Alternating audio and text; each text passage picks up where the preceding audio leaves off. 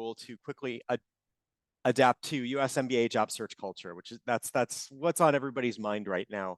80-20 rule are in the chat box. We're going to do a lot of chat box involvement today. Are you familiar with the 80-20 rule? Also, in the chat box, let me know yes or no. It's also known as the Pareto principle. Wilfredo Pareto was an Italian botanist, and he noted that 80% of his pea pod yield came from just 20% of his plants. So the 80-20 rule, you'll be using it constantly as an MBA, trying to get 10 hours of work done in 2 hours. That's going to be your lifestyle for the next 2 years. Spoiler alert, I guess. So embracing that, how do we get the most impact for our finite amount of time and energy? That's really what drives my work in particular, and what I think will be very helpful to you as you adapt to this brand new accelerated culture. So that's what we're going to cover today for the next 2 hours. By way of background, I'm a former chemical engineer. Any other engineers out there in the audience? Say hello in the chat box. Anybody like me, my people? It's always nice to hear from an engineer as I dig into this material. No engineers out there. Excellent, Joy. Thank you very much.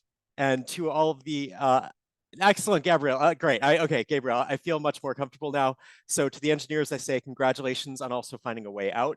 I escaped engineering through strategy consulting, did that for a few years with Carney. So I could get my MBA like you are doing now. I got my MBA at Duke's Business School named Fuqua. It can go wrong in a hurry pronunciation-wise. Got my dream job in marketing, selling delicious Pillsbury biscuits. Realized I hated my dream job. Then realized I had no idea how to find a job when interviews weren't provided to me by a campus career center. So that's where my obsession with job searching began. A year later, I went back to my alma mater, the business school at Duke, and joined their career center to do internal consulting, and fell in love with that space. I thought I'd be there for a year. It turned into 17. A few years in, the 2008 financial crisis hit, and that gave me an insight that led me to start writing books, of which I now have two. One, my first is called The 2-Hour Job Search, and the second is called The Job Closer. And I'll talk to you about what makes these books unique in the job search space a little bit later. The insight that drove me to write books we'll cover shortly. Let's cover our learning objectives for today first, though. So before you leave today, I want you to all be feeling more confident and competent in the following items. Understanding common stumbling blocks of internationals attempting to job search in the US. Knowing how to utilize your time prior to arrival to better prepare, and learn some techniques and practice so that you hit the ground running when you do arrive. Now, a quick thing to note, when I rejoined the Career Center at Fuqua way back in 2005, I was working specifically with international students for the first 10 years of my time there. And then I was still working with international students after that. I just went to a more central curriculum planning role. So all of the techniques that you're going to learn today were designed for international students trying to job search in the US. This is built for you. It just happens to work for Americans sometimes too. So just know that these are designed specifically for you as we get into it. Okay, so the 80-20 rule, we talked about it a little bit already. We want to get 80% of our results in just 20% of our time and effort. That's how you survive business school and thrive as an MBA. Now, I want you to ask yourself, now tips or instructions are kind of where my obsession begins. How do we get 80% of results in just 20% of our time? Do instructions help us achieve that, or do better than tips, or vice versa? So let's use an example. Let's say you buy a bookshelf from IKEA. Do you think you could build the bookshelf faster, more effectively, with less stress if you were given only tips or only instructions in the box? In the chat box, what do you think?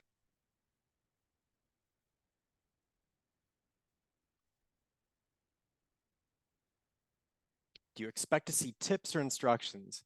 Jessica, great. Instructions, yeah, absolutely. We'd go insane if there were only tips like consider putting the big pieces together first. So good, instructions help us get 80-20 impact quicker. What about driving from point A to point B? Do we want GPS to give us tips? Is that the better way to get to our destination, or instructions, if we could only get one or the other? Think about taking a right here would be a tip, versus giving us the most efficient route to our destination, which is what GPS does. So instructions tend to, once again, be the thing that helps us get better results faster. Now, what about job searching? Now, let's break this one down. Networking specifically. Do we expect, when we are given guidance on job searching, do we expect to hear tips or instructions? Which do we expect to hear? What we would prefer to hear might be different. Yeah, and tips. Yeah, tips is absolutely what you expect to hear when it comes to job search. And isn't that a little bit weird? Because instructions seem to help us get better results faster in so many other realms of our life. Wouldn't it be great if there were instructions for job searching and networking? Well, that's what I do. That's the insight that I had that led me to start writing books. The '08 financial crisis hit.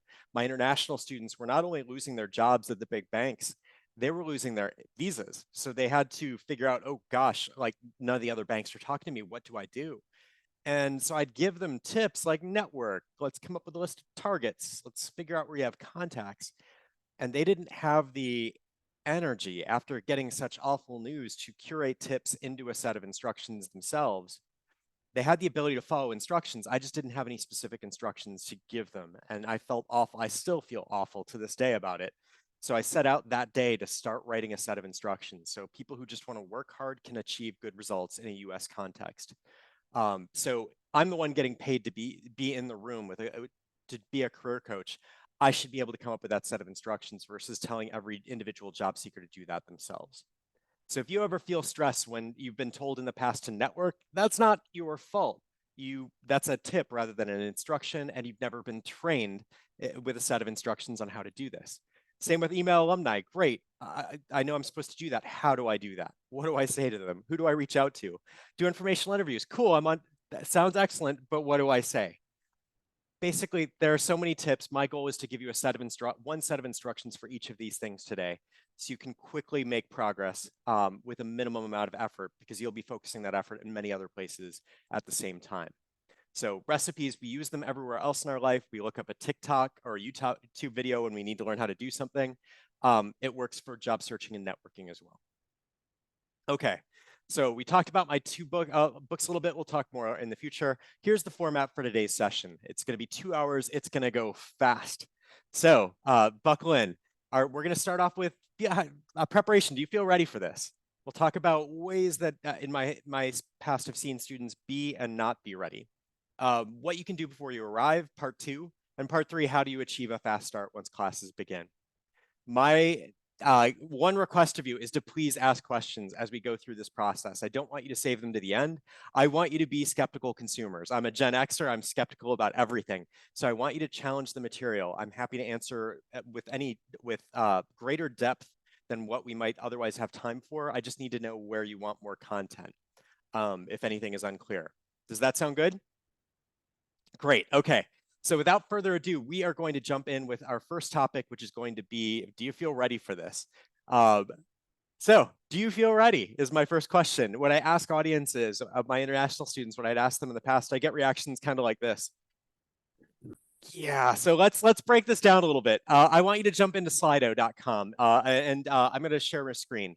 I'm going to ask you in ways that you think that you feel ready and ways that you don't think that you feel ready, just to see where the group stands. And this is anonymous, so we're not going to know who says what.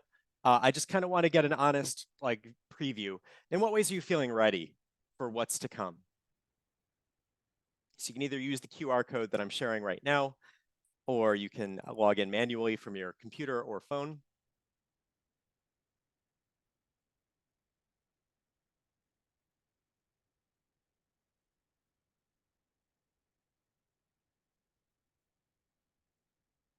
Energized, yeah, energy is a good one. I love that. Yeah, you will have that in spades. You'll have more energy than you thought was possible, in fact, and it will last you even through your internship, and then it will go away immediately once you graduate. You will feel like a superhero for 2 years. Enjoy that. Ready for hard work? Yes, effort. Like the willpower is going to be so critical, and that absolutely. International students, it's like there's a famous saying by Ginger Rogers, who was Fred Astaire's dance partner back in the mid 20th century, and the saying about Ginger Rogers was she had to do everything that this very famous male dancer had to do, except she had to do it backwards and in heels. And that's how I feel about my international students that I've worked with. Like, you have to do everything the American students do, but with a higher level of difficulty. So ready for hard work, you're absolutely ready for that. Leadership, absolutely. You have great experiences. Adapting, you chose to adapt to this really intimidating environment. Excellent. Yeah, ready for change, ready for the madness, open-minded. Great. That maps. So let's move back to the slides. Here's what I see international students typically be ready for. Hold on just a moment. Okay. So let's move this. Okay. So ways non-US students usually feel ready are the following. These won't be a surprise, but I think we covered all of them. Brain power, experience, determination, and transferable skills. Actually, transferable skills, pardon me, there's a typo on that. That should be a question mark. That's the one where international students don't always feel ready for the US job search. One important thing to note here, these are pass-fail metrics. They're not best out of 100. So like you can't really win your way into a job by demonstrating more brain power. What's going to happen is there's going to be an availability bias shown by employers. You'll learn more about it in your decision-making courses or game theory courses. It basically means that it's hard to differentiate who's a 99 in brain power versus who's a 97. There's no test they can give you that will really ascertain that. GMAT is a flawed approximation for that. So what they're going to assume is you're all basically equivalently qualified, but you're all definitely qualified from a brain power perspective. You're all at Vanderbilt, so you all have a similar experience that indicates that you're ready for this, and determination. So just note, like, it's really hard to differentiate yourselves on backward-looking things. There's just no way to rate you. Now, feeling ready, that's where it gets a little bit trickier. You felt ready on all of these things except for transferable skills. I want to talk about those really briefly. So you are ready for it. You may not feel ready for it because you're looking to change careers, change geographies. So here's some perspective that may help you feel more ready. Transferable skills are also known as skills. And here's why I'm comfortable saying that. There's nothing all that unique for the jobs you are switching to other than jargon, and we'll talk more about that in a little bit. We did an analysis when I was a coach at Fuqua, and we looked at a lot of different job postings for totally different functions. And we found routinely that they all asked for the same four things, just using different words. So we call these the 4 buckets of work at Fuqua. And the 4 buckets are this. They all want someone who can lead, collaborate, get things done, and solve tough problems. So can you do these 4 things? In the chat box, are these 4 things that you're comfortable doing? Okay, great. Jessrin, thank you very much for that. Yeah, absolutely. You've done this, whether you are a product manager or a consultant, or a stay-at-home, like if you're taking care of a sick loved one, like you have experience doing all 4 of these things, and your career center will help you ramp up and creating your star stories that will help you demonstrate that you have these 4 qualities. Now, the challenge is just you simply need to adopt the language of the job function or functions that you're targeting. AI is such a great use. This is one of my favorite uses for AI. So we're going to jump out to AI at this point. Hopefully you all have some experience with it. So let me share once again. So in the chat box, what is a job where you're like, man, that's the job I think I want, but I don't really know what language to use? In the chat box, just put some ideas for me. What can we ask ChatGPT? Or Gemini, whichever you prefer, but I'm going to use ChatGPT for our demo here. It's a job you think you want, but you don't quite understand what you do. Love to make this a live demo versus picking something. Okay, great. Product manager, thank you. What are 10 terms I would need to know to be a strategy consultant? So we'll just ask it for some phrases. Okay, SWOT analysis, Porter's 5 forces. These are going to be flawed. They're not going to be perfect, but they will give you a kind of a starting point of I just don't want to hear a term that I'm not familiar with. So here, I've never even heard the blue ocean strategy myself. Blue ocean versus red ocean, that's fascinating. There's so much learning to be done. So just it's a great way to feel more ready for the jobs that you're pursuing just by saying, okay, I think I have some of the jargon. What are the trends that I need to do? You can ask for a SWOT analysis for strategy consulting right now, or for product management in a particular space. So I really like knowing some of the language in advance. AI makes this easier than it ever has been before. We'll come back to AI a number of times. It's going to be such a great tool for helping you ramp up. Okay, back to our slides. Okay, so feel ready on these because you are. Transferable skills, you've got them. Um, and I want you to feel as ready as you actually are because you are totally ready for this. They're all asking for the same things. The jargon you'll learn with time, and AI will help you prep in advance. Okay, here are some, let's actually, before I bias you with these, let's go back to our Slido and do our next question here. Okay, so next question, and this one I'm going to show the results all at one time instead of one at a time. In what ways do you not feel ready for business school in the US? What has you nervous or anxious? Oops, and let me go back to those slides. So there's our Slido information. You can hit the QR code, same one as before.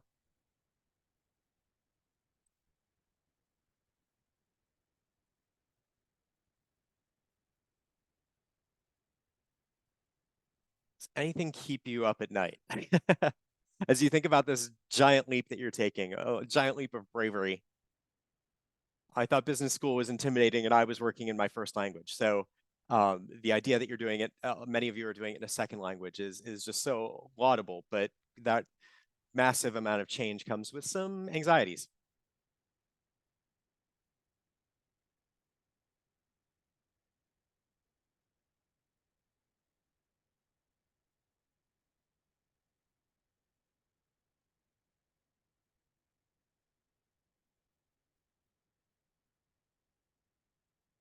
Okay, here's some of what the results. Okay, stress. Okay.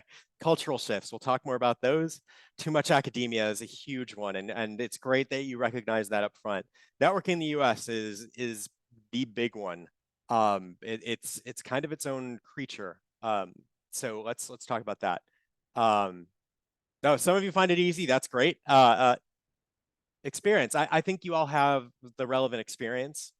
Social cues. Even I struggle with that. Uh, Okay, so very good. Thank you for sharing all of these. I think I'll give you some techniques that will help you. The techniques that we cover will help you with many of these, but let's address huh. Okay, and visas didn't actually come up. So, but we'll talk about visas on the next slide. So thank you for sharing that. Let's go back to our slides now. Here are some of the items that I often saw my international students struggle with in my decade plus of working with them. I like you called out a number of these. The speed of the search, like everything happens very fast and there's just tons to do. 10 hours of work and 2 hours to do it. And that's before you even get to your job search. So adapting to the speed and the workload, because it's not an obvious workload. You will be given more work than you have time to complete in academics. So you won't have the luxury of being able to do that all your academic work perfectly. You'll have to figure out a way to get it done good enough because grades are largely a pass-fail exercise unless you're looking at investment banking, in which case some of your grades count. So the speed of the search and the workload upon arrival, that's always startling and challenging to adapt to.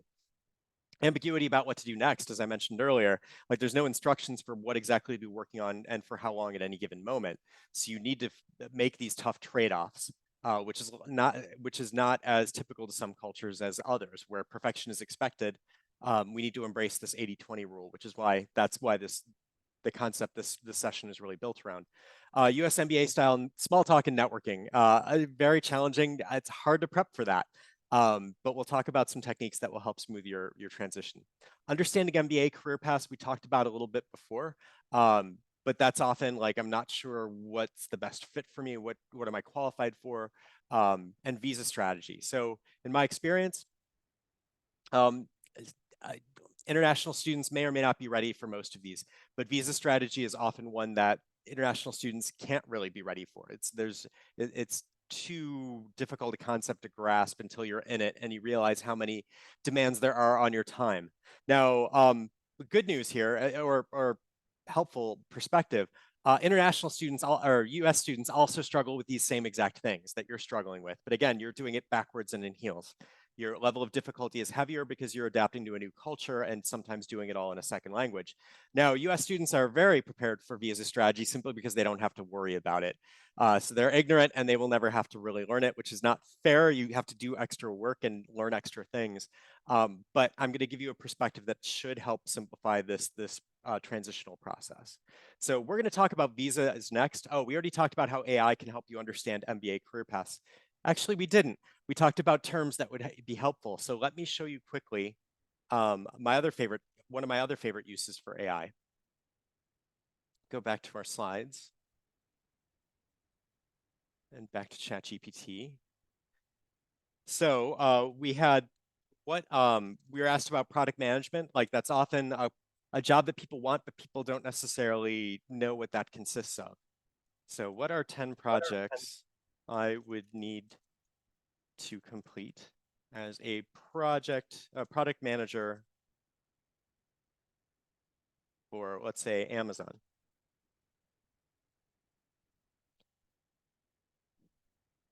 Okay, so if you think product management sounds good, but you don't really know the work you'd be doing, that's my favorite use of AI. 3 years ago, this information was incredibly hard to get at. You would have to do an informational meeting with an individual to understand what actual projects they would do on the job. Because if you tried to Google what do product managers actually do, you'd get a lot of very theoretical, high-level discussion of those topics. That isn't really helpful enough, or doesn't really guide you on whether you'd enjoy doing the work, executing the actual work involved of being that. So these will help you kind of get a sense for, is this work I actually want to be doing? And we can contrast this, that's product management. Let's try it again for product marketing management. And now we can understand some of the differences between those two similarly named but different job functions. And you can see where there's crossover and where there's differentiation. But again, before AI, this didn't exist. It was really hard to understand what do product marketing managers actually do and how is it different from product managers. AI makes this incredibly easy. Use it constantly because it will make your life much simpler. Okay. So let's go back to our slides. Let's talk about, so let's discuss visas now. We know how AI can help us understand career paths. We'll talk about the top three a little bit later, but I want to talk about visas because that's the one differentiation. Everybody else is struggling with the same things, all the Americans, but visas are unique. Okay. Now, I would say that the 80-20 rule suggests that our search in the US should be bimodal, meaning twofold. So absolutely prioritize big and on-campus employers who do sponsor H-1B visas if you want to work in the US. H-1B visas are the most common vehicle for that. And your intranet at Vanderbilt will help you determine which companies are open to hiring you for US positions.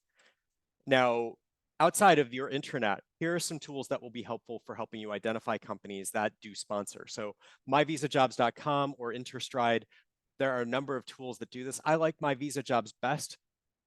This will help you identify which companies sponsored visas for jobs that you want in the last year. There's no perfect information about which companies are sponsoring this year. So the best information we have is who sponsored last year with the assumption that they will sponsor again the year after. So this coming year. So let's jump out really quickly to, I just want to show you how I find using My Visa Jobs most helpful. My Visa Jobs, I like this one because it's free. It's not the prettiest website because it looks like this. It's very scattered. But if you go to H-1B Visa, this is My Visa Jobs. It's a free tool. Everything I show you today is going to be free. If you go to My Visa, H-1B Visa, top H-1B Visa employers. So I find the best way to do this are to look. So you'll see here are the companies that sponsor the most H-1B visas. However, this includes all job functions. So there's a lot of IT and a lot of hard sciences in here that form the top of this band. So I like going to job title. So when you go to job title, it will tell you here are the top 200 job titles that get sponsored for H-1B visas. So you'll see software engineer, software developer, senior software engineer, professors, hard scientists. But then we start getting into associate, which might be a consultant term, or it might be just a term for other companies that use that same phrase, business analyst.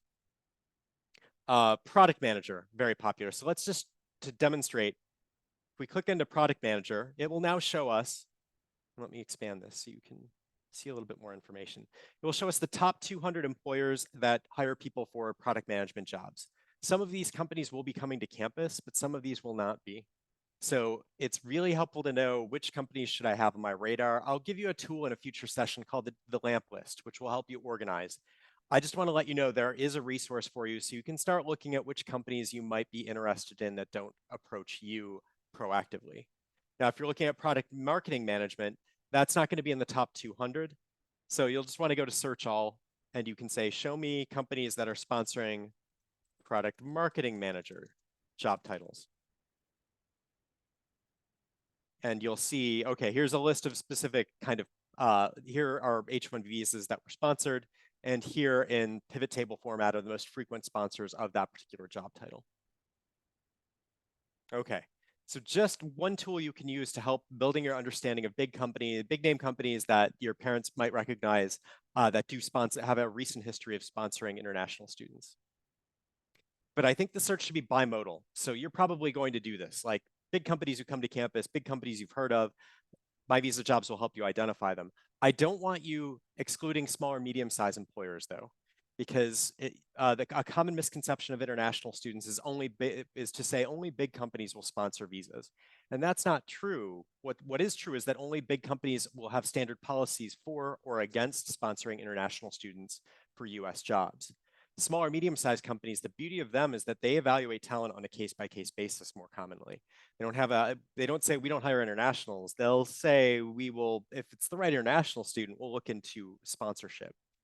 So you don't have time to approach all of the small or medium-sized companies in the world. So my recommendation is, well, the benefit of small or medium-sized companies compared to bigger ones that aren't household names is they offer better odds. You might be the only person that approaches them about an internship or a full-time offer. So you don't have to be the best 1% out of the 100 people who are interested in Amazon. You just have to be a thumbs up rather than a thumbs down with the people that you network with. So a single unit of networking effort goes much further with a smaller employer, meaning easier traction, than it would with a very large employer because less competition and less attention. They're just flattered to hear from you. But it also helps you diversify your efforts because you'll get easier traction at smaller or medium-sized companies that aren't used to being approached. That knowledge that you gain from them will help you pursue the bigger employers in that space and vice versa, building up what's called a virtuous cycle. So helping you build momentum. Now, my recommendation for what you can do right now is just pick 3 sectors that you genuinely enjoy learning about. Like autonomous vehicles, for example, mobile gaming. Just basically you consume news for free in your spare time. I want to find a way to get you paid for that. So pay attention to what business-related articles you are reading. Do you like to read Fast Company? Do you like to read the New York Times or some other, what business journals or websites kind of drive your business news consumption? Start paying attention to those. What sectors do you just find most interesting? Make a list, and I would say like just add to it over the course of a couple days until you can't think of any other sectors that might be interesting. Maybe you come up with a dozen different sectors that you find compelling. And my recommendation would be do an informational meeting in each one of them. And we'll talk more about how to do an informational meeting a little bit later. Or just ask ChatGPT, what are the trends in this particular sector right now? To understand, is this really what you think it is? And then once you've got that list shortened, we want to get it down to about 3. Why I like focusing on 3 sectors. You might think from a game theory perspective, Steve, isn't it advantageous for me to keep all of my options open, be open to every sector? That will work to a certain extent for campus recruiting because companies will come to you, share what they need you to know about their sectors, and you will submit cover letters and resumes, and hopefully they'll select you to interview. You'll do some networking as well. But beyond campus, we need to be more selective. There are too many companies for you to network with proactively. A common error I see both international and US students make is when they're doing their off-campus job search, they will constantly switch between every sector. The problem with that approach is that you never actually learn anything. You learn a little bit about many topics, but what you learn from one conversation doesn't inform your next conversation. So you're not better at talking like someone who has already had that job, or talking like someone who's prepared to have that job. So I would say make a list and then see if you can narrow it down to 3. Use the summer for that. When you can narrow it down to autonomous vehicles, mobile gaming, and healthcare tech, okay, now we can start prioritizing which companies we want to do our off-campus or networking with once we get to campus. But save articles that cite lesser known organizations doing interesting work as you're doing this reading. I call this mindful reading. Once you start your job search in earnest, you will want to bring those articles back up, because if you reach out to someone who is quoted in an article as doing interesting work, or you bring up a news clipping of a company that's doing interesting work, that is the highest hit rate for a networking request that you can possibly do. So you have time now. Just start a habit of, when you read business news, make a note of interesting employers and save those articles so that you can use them for the basis of your outreach later. It's hard to do this immediately on, like, if you were to not start doing that until August, it would be really hard to do that. But you have lead time now. You're doing the reading anyway. Just start logging that information in a more strategic way. Okay, so that's it for kind of the ready for this section of this. I think you're ready for this. Largely what you have to adapt to are US networking, which we'll talk about in parts 2 and 3. Visas, which is more of a mindset. We just don't want to disqualify small or medium-sized employers because we've never heard of them. They could be great employers, we've just not heard of them yet. So big takeaways, you're qualified to be here. I know it's common to be nervous. In fact, I'd be worried if you weren't a little bit nervous and excited for arrival in the US and working on this brand new degree, but you're definitely qualified for it. Don't worry about your past scores or qualifications. You are perfectly ready for this. Also note, your entire class has never experienced US MBA style networking. So your nerves about it are shared by the American students as well. They've never done US MBA networking either. So treat it like the new academic subject that it is. It's a brand new subject you've never studied before. Treat it with all of the rigor that you would give to any other subject that you're going to take. Financial accounting, for example, operations theory. Like, treat it like an academic subject. There is a way to do it better, but because there are no hard deadlines in it, don't keep pushing it to the side. You need to prioritize skill development in this area, and you will be much better equipped to do that after the next 90 minutes is over. What you can do now, identify 3 sectors you enjoy learning about. That is so critical. What topics do you just seem to incorporate new information about easily? I want to find a way to get you paid for that. And that's just a good sign you're going to grow in that career and quickly build confidence with the professionals that you speak to. And identify your preferred job functions. Again, AI has made this easier than ever before to do. So if you aren't sure which job function do I consider my primary thrust, ask ChatGPT, what are 10 projects I would need to do if hired to be that? Any questions so far? Anything you're feeling not ready for that we didn't cover or hope we cover in the future? Okay. We'll have plenty of time for questions as we get into it. Now let's talk about what you can do before you arrive. So there are certain techniques that you can practice now that will help you use this time wisely. Now, resumes, you will have a chance to meet with your coach before you arrive. I am a big fan of the 80-20 rule here as well.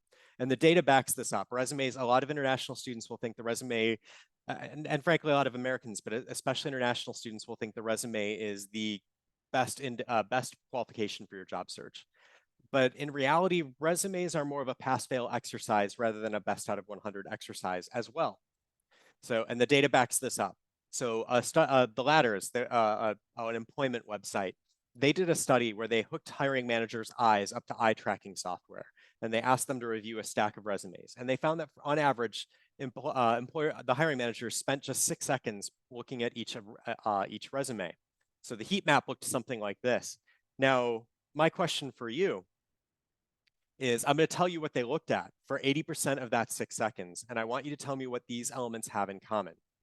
So the things they looked at during 4.8 of those 6 seconds are your employers, your schools, your job titles, your dates of employment.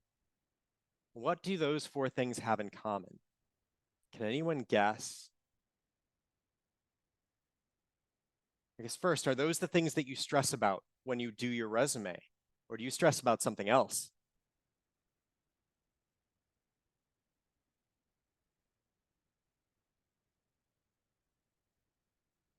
Consistency? Good guess. I like that. I like that thought. Relevance? Also a good guess. A bias, absolutely something we have to account for, and we'll talk more about that as well. I would say that those are the things that you can't change. They are objective pieces of information. So you don't really stress about your putting your school down correctly in a resume. What you typically will stress about are the bullet points. Like, how do I frame my experience to be most appealing to someone in product management or in strategy consulting? But the data showed that 80% of the 6 seconds they spent looking at resumes was on your pedigree. So my big takeaway from that, I mean, if all of your bullet points combined get just 1.2 seconds of attention, they're not looking that closely at them. And that is what kind of uh, proves itself in the recruiting process. The resume is important to get objectively perfect, because if there's typos or if there are typos or grammatical errors in your resume, it can damage your efforts, especially in something like in investment banking. But having really, really great bullet points doesn't seem to make a difference. Companies don't really notice. In my 17 years of working as a career coach at Duke's Business School, the only time I'd ever hear from employers about resumes was when there were objective errors. What, there were typos. How did this typo get through? How did how were these columns not aligned correctly? So employers, when they are looking through resumes or they're searching a database for who do we recommend here, they are seeking easy to defend candidates. And this is less for campus recruiting. Campus recruiting, employers are investing to get to know you. But when you start applying for jobs outside of the Owen infrastructure, online job postings often take the form of a black hole. You often don't hear back from them. And the reason is there's so much competition. There are so many smart people looking for jobs right now that employers, to evaluate those resumes fairly, they tend to seek what I call easy to defend candidates. Easy to defend candidates are ones who've done this job before, but somewhere else. And most of us go to business school to change careers. So that's pretty frustrating, knowing that our resume, our qualifications won't speak for themselves in an online job posting, because companies are looking for people who have relevant experience and maybe who have a certain school in their pedigree. So the challenge really isn't getting your resume right, it's getting your resume seen by a human being. Otherwise, it's just going to be pulled out of a database. I've talked to multiple recruiters who say, how do you use your database? Like, how do you search through resumes? And the one thing they say they'll search on is the job title they're trying to fill, to find people who've done this job before. So some of you have that, that's great. But most of us are career changers, you won't have that on your resume. So how do we get a human being to see it so we can get evaluated? And that's where networking comes in. So let's talk about, it's a big takeaway here. Don't stress about resumes. They are, do the best you can, but the information that people are most interested in is really your pedigree. Let's just do our best with the bullet points. But there are some things you can do right now to maximize the impact of your resume. So common question I get here is, what about ATS systems? Don't I need to optimize my resume for keywords? Let me put you at ease there as well. There is no data that supports that optimizing your resume for keywords will increase your odds of getting an interview. A lot of people say that you should do this, but there's no data that supports it. I'm an engineer, so I believe in data. If it really worked, there would be some way to measure that. However, the costs of trying to optimize a resume for a particular job posting are significant. It takes you time to do that, but there's no differentiable benefit or no discernible benefit. So my recommendation is, because data doesn't support that, make one resume maximum per each job function that you are approaching. Do your best with it, but really don't stress about it. And the best way to think about this is, I like to use what I call Ed's 3-hour rule. Ed was my boss at Duke's Business School, and he had this great way of putting resumes into perspective. He said, assume your entire job search will take you your business school job search will take you 100 hours. I don't want you spending any more than 3 of them on your resume. And I think that's just so clarifying. It helps really convey where this fits into in the broader scheme. So I like to look at resumes as largely belonging to 3 types. There's basic, good, and great. Table stakes, you have to have an error-free resume. The more you tinker with it, the more you try to update it for keywords, the more you risk introducing errors of formatting, typos, extra spaces, things looking weird. So my recommendation is, set it once for product management and leave it for that recruiting season. But error-free, you have to have it error-free, even for a basically proficient resume. Now, in a basic resume, your bullets will describe responsibilities you held. So the next person who had that job could use your same exact bullet points. That's not terribly effective, but it's not, it won't hurt you. It's just not doing as much work for you as it could. A good resume will talk about the projects you completed, so it's different than other people who've held that job. So that's an improvement, but a great resume will talk about the impact you had. So what percent improvement, if you have access to numbers, did you achieve with that? Or what qualitative improvement did you achieve because of the work you did? Why did the company pay you to do that thing, in other words? Basic and good resumes don't really go into why they paid you. What benefit were they seeking to get? But if you talk about how this reduced risk of lawsuits, that's talking about the impact that you had, even though it's not quantitative. So again, results and basic resumes not usually provided. It's just responsibility statements. If I see a bullet point starting with responsible for, I know we're starting off in a bad place. It's going to be a basic resume at best. Good resumes will give results when quantitative, when it's easy. Just make sure you're collecting those numbers now while you have access to them before you leave your jobs. Don't make the mistake of not thinking about it until after you get here. And great resumes, the results are always given. So qualitative or quantitative. Qualitative, if you don't have access to numbers, tell me that it reduced complexity or that it reduced risk of lawsuits. Okay, my rule of thumb, aim for objectively perfect, subjectively good enough to maximize returns on this pass-fail hurdle. It's not a best out of 100, it's a pass-fail for your resume, so do the best you can in 3 hours. Okay, now it's easy for me to say as a career coach that you need to have a great resume to be successful in your job search, but I also think a good resume will get the job done in a top MBA program like Vanderbilt. And frankly, a basic resume, most people won't notice the difference between those things. So again, don't stress here. There are more important fish to fry. There are more important topics to focus on, and networking will definitely be the one we want to focus on. But it's more intimidating because resumes you can do on your own time, late at night or early in the morning when it's quiet. But the problem is, once you get to a certain point, if you make a change when it's objectively perfect, once you start making changes at that point, and you showed it to 10 different career coaches, you will get disagreeing opinions on whether the change you made is an improvement or not. So that's why I mean subjectively good enough. Once it becomes subjective, meaning people can have different opinions about whether the change you made is an improvement or not, that's when you need to stop working on your resume because you will please some people but displease others. That's the danger of working with like resume specialists outside of your career center, is they will charge you money to make it perfect in their eyes. But then as soon as you show it to another resume reviewer, they will have strong feelings about why that's incorrect and you should do it differently. Okay, so how do I get my resume seen, Steve? You mentioned this a couple times. Like, how do I do that?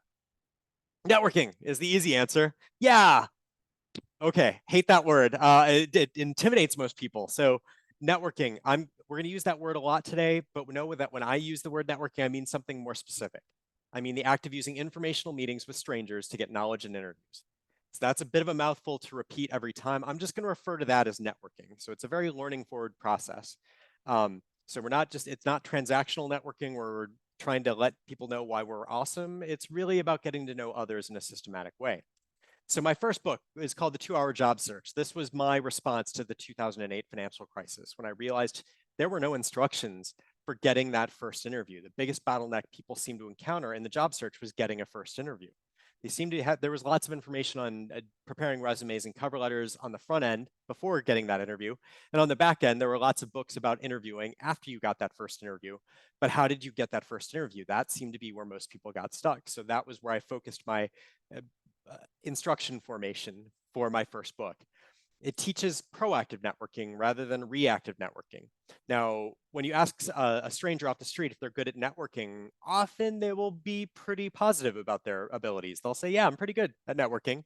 I mean, and then that confused me because I had so many networking conversations in my office, especially with my international students.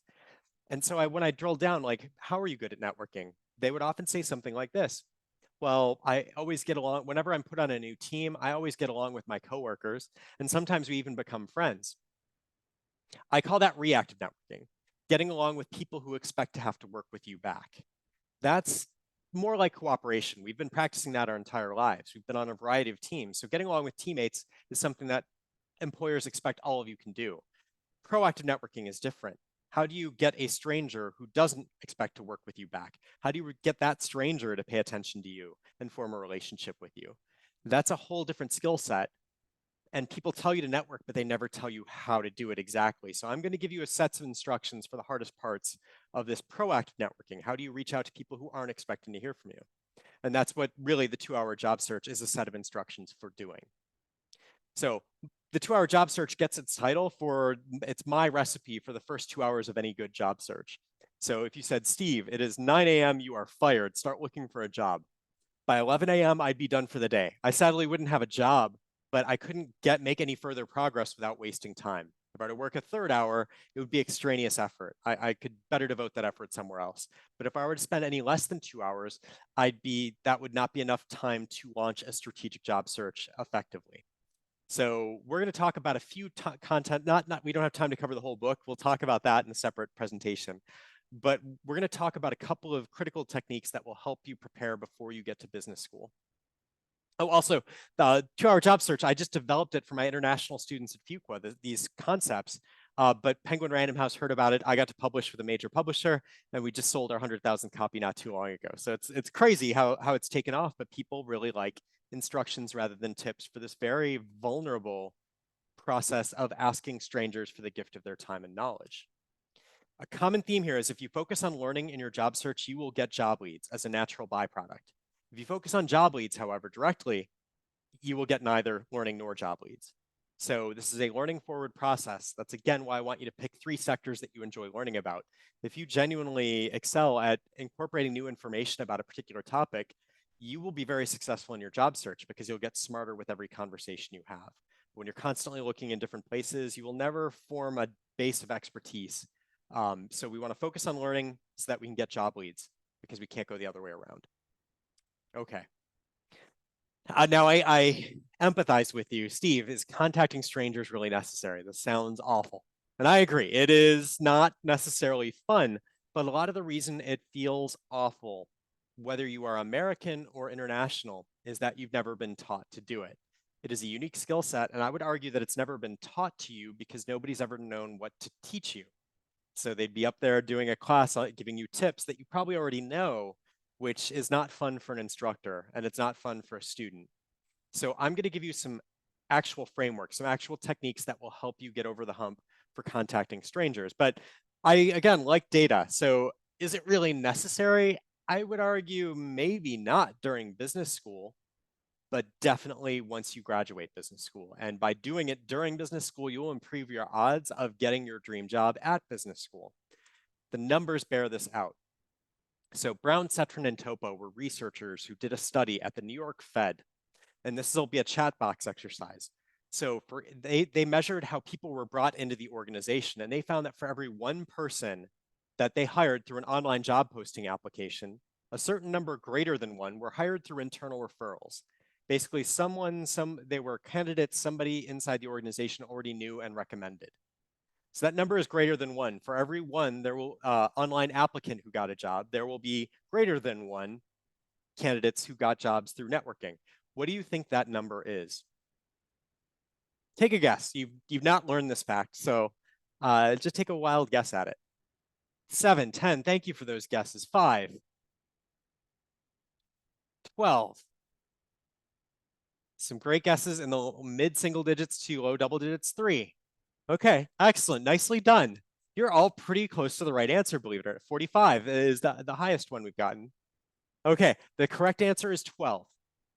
So for every, like the chemical engineer in me is not, I don't love strangers. Like I wrote books on this because it never came naturally to me, and I had to really learn it by brute force and trial and error. But the engineer in me had to face that every time you apply online for a job, you're not only are you hoping you're the one out of the handful of hundreds of candidates who applied that get selected to interview, you're also hoping it's the 1 out of 13 jobs that goes to the online applicant rather than the internal human referral. So to me, that's awful stacked on top of terrible. I can't acknowledge those odds and ignore them. So let's unpack this a little bit. So the only strategic way to do your job search is to focus on 12 out of 13 jobs rather than 1 out of 13 jobs. So we can't invest in trying to apply better than other people when only 1 out of 13 jobs go to the applicant. We need to get better at the skill that's not really intuitive to us But thankfully, it's not intuitive to most other people either. So if we take some time to learn it, we can go after the 12 jobs out of 13 instead of the one. So to get interviews, we have to have the ability to get human referrals. Now, when I use the word referral, I mean human referrals. I mean a set of eyes and ears that are looking out on your behalf at the companies that you're targeting. I want to differentiate these from application referrals, especially at big tech firms, very common with the FANG companies. You'll often network with people and they'll say, put my name down on your application. I call that an application referral. I call it that, and I don't like them as much because they don't provide lasting benefit. They provide immediate benefit for your online application, but that still doesn't change the 1 out of 13 jobs goes to online applicants without an advocate on the inside. So many people are applying with somebody's name on their application that it effectively becomes meaningless. It's another gate that you have to clear in order to apply, but it doesn't really differentiate you because everybody else has one too out of the hundreds who are applying. So human referrals are people that care about your outcome, that you have an ongoing relationship with them. It's not transactional. So the only predictable way to get interviews, knowing this data, is to get human referrals. And because I can't trust that you have relevant referrals as career changes already, the only way to get those referrals is to have the ability to turn strangers into advocates on demand. Once you realize you need a contact at a particular company. Once you realize a particular company is of interest to you, we need to get a contact there. It's very unlikely you'll have someone relevant doing the same job function, which is a critical piece at that company in your network already. So how do we turn a stranger into an advocate at specific employers on demand? That's the consummate job search skill for US employment. And that's what we're going to focus on a little bit today.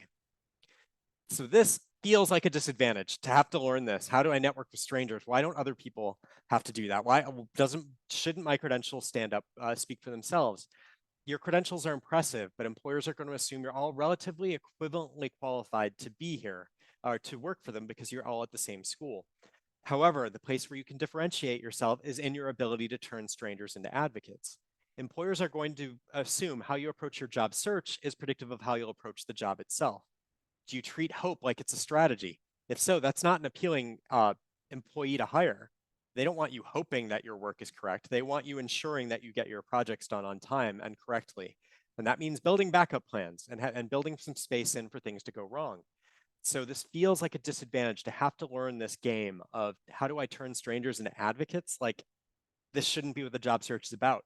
However, it is your way to differentiate yourself, and it is absolutely what the US MBA job search is about.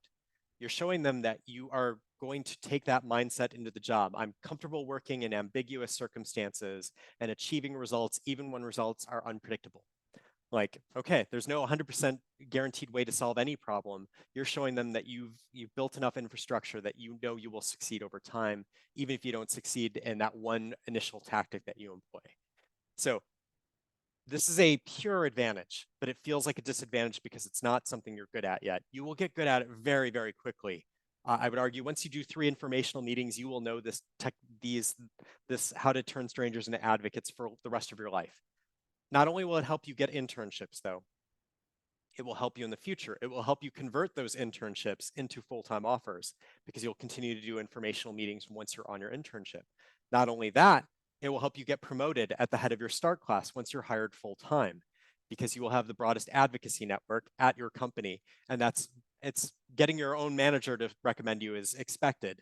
Getting your own manager to recommend you for a promotion is expected. Everybody's manager should do that. But when you get your manager's peer to also recommend you, that's when you get promoted at the head of your class. You've built a large enough network. You do great work and people know who you are and like you. So this is how you get promoted at the head of your start class. It's how you get protected when there are layoffs because you have people in the room protecting you. And it's how you sell business in certain job functions, if that's part of like consulting or banking. This skill of turning strangers into advocates on demand will serve you well the rest of your life. It just feels uncomfortable. It feels like a disadvantage right now, but it's an advantage in disguise. Okay.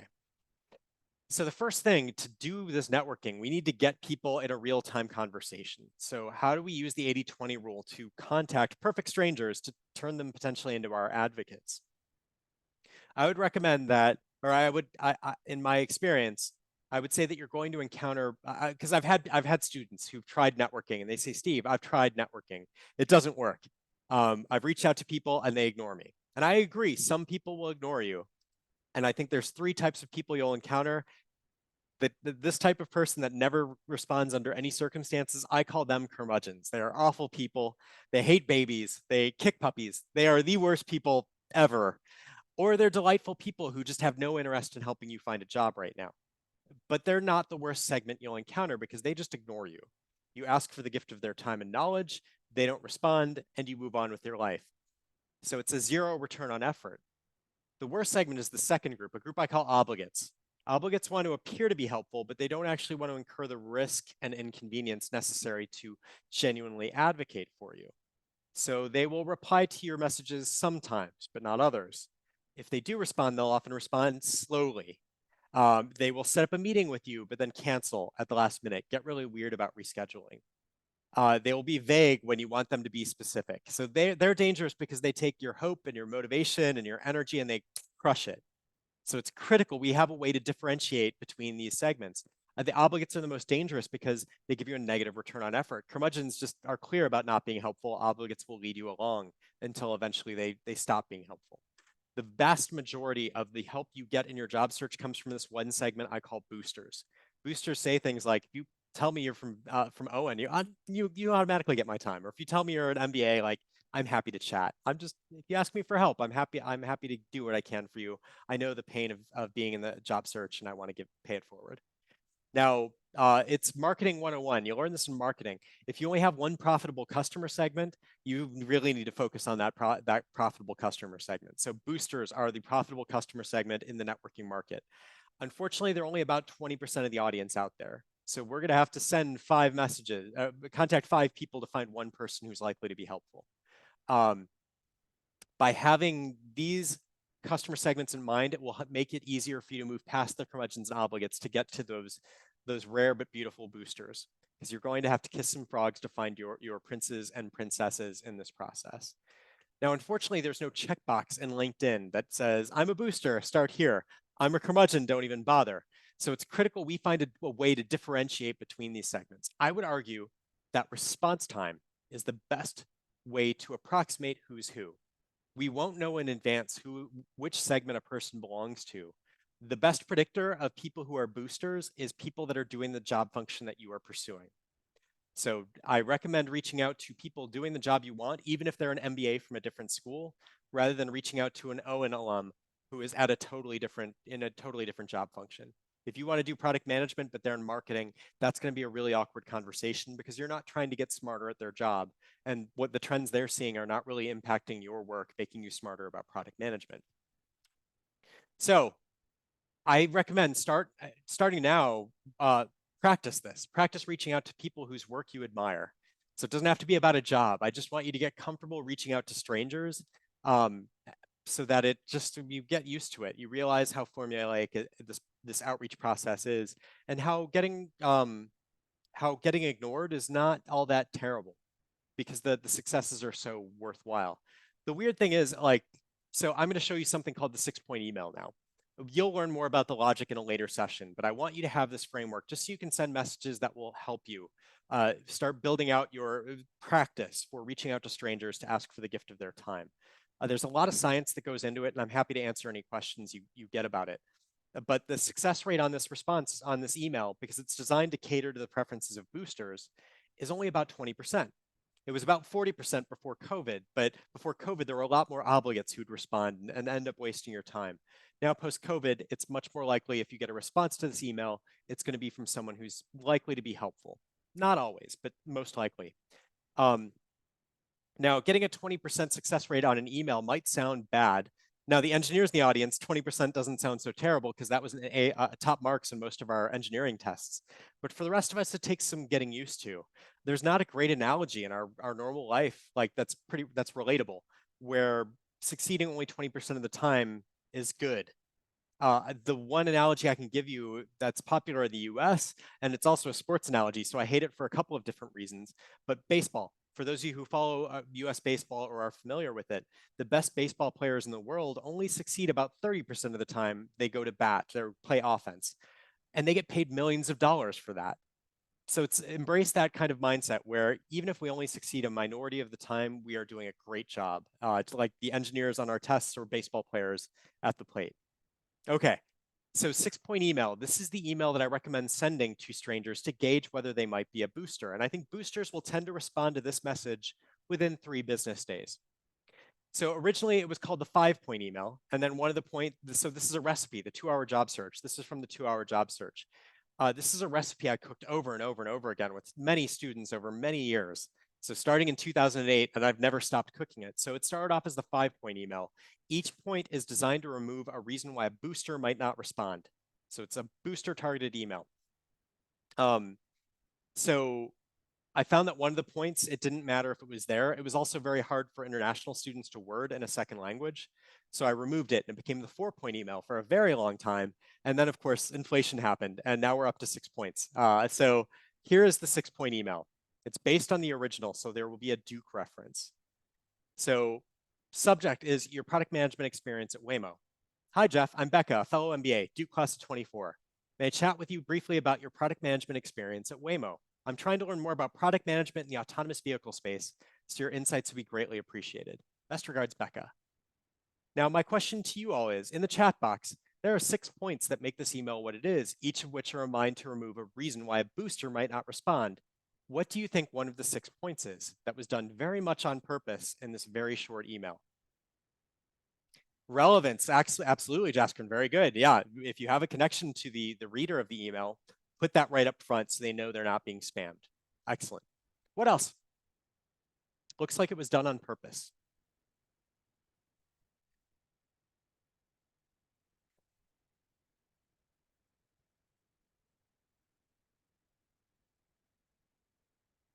Specific about what, Ariel?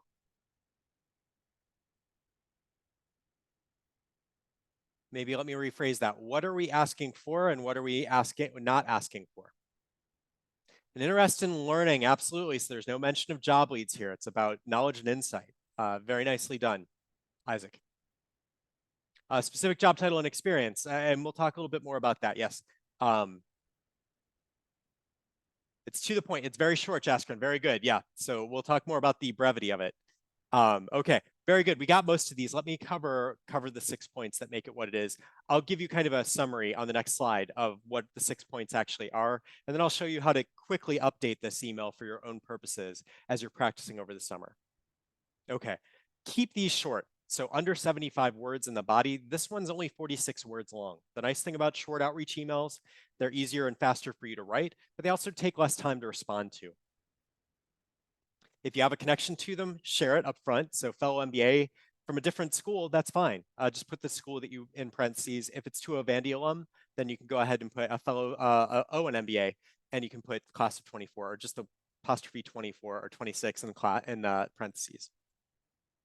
You're asking for experience and insight, not job leads. This is a unique quirk of American culture. We're known for being very direct, and low context is a polite way to say blunt.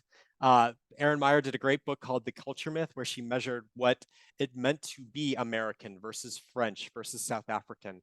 And she found that there are 2 metrics that you can differentiate cultures on. One is high context versus low context. High context, you can communicate more non-verbally through pauses, eye contact. Low context, typically the more diverse your population is, the more low context you need to be, which means you need to put everything into words. And Americans are famously kind of obnoxious for doing that. We have 2 main exceptions though.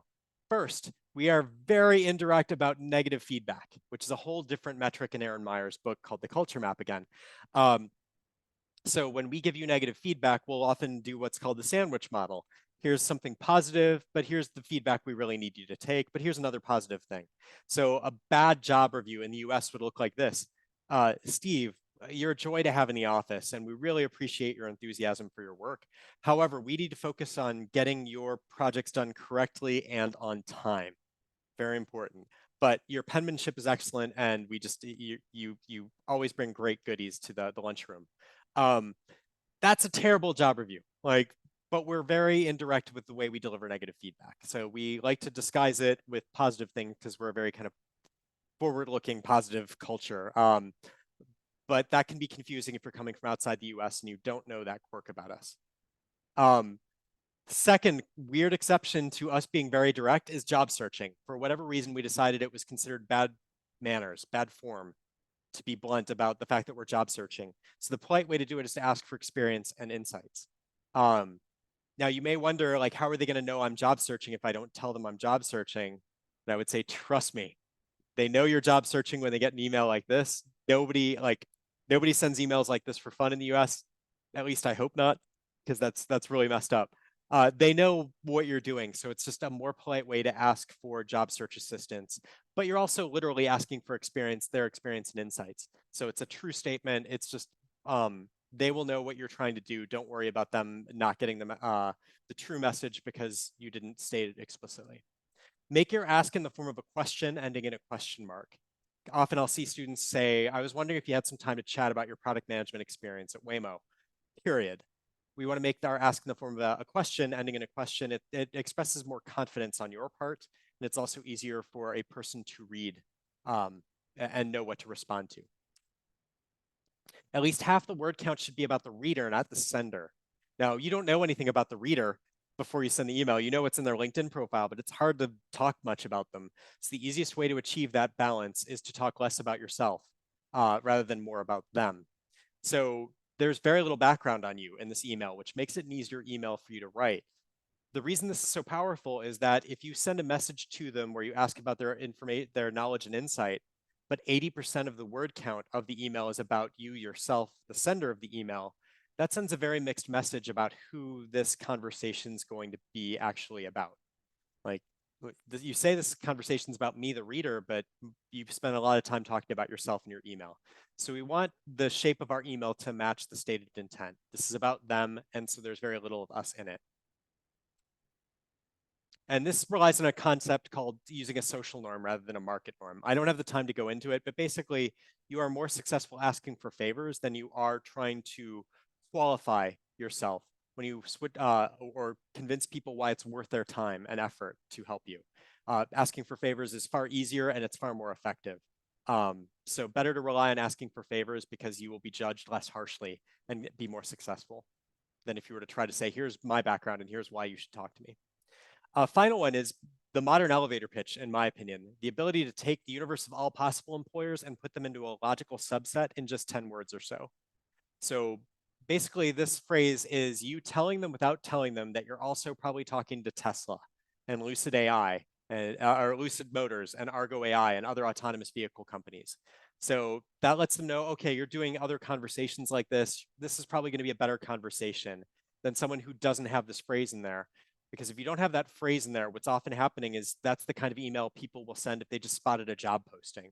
They haven't done any other networking in this space. So they will leave that little phrase out.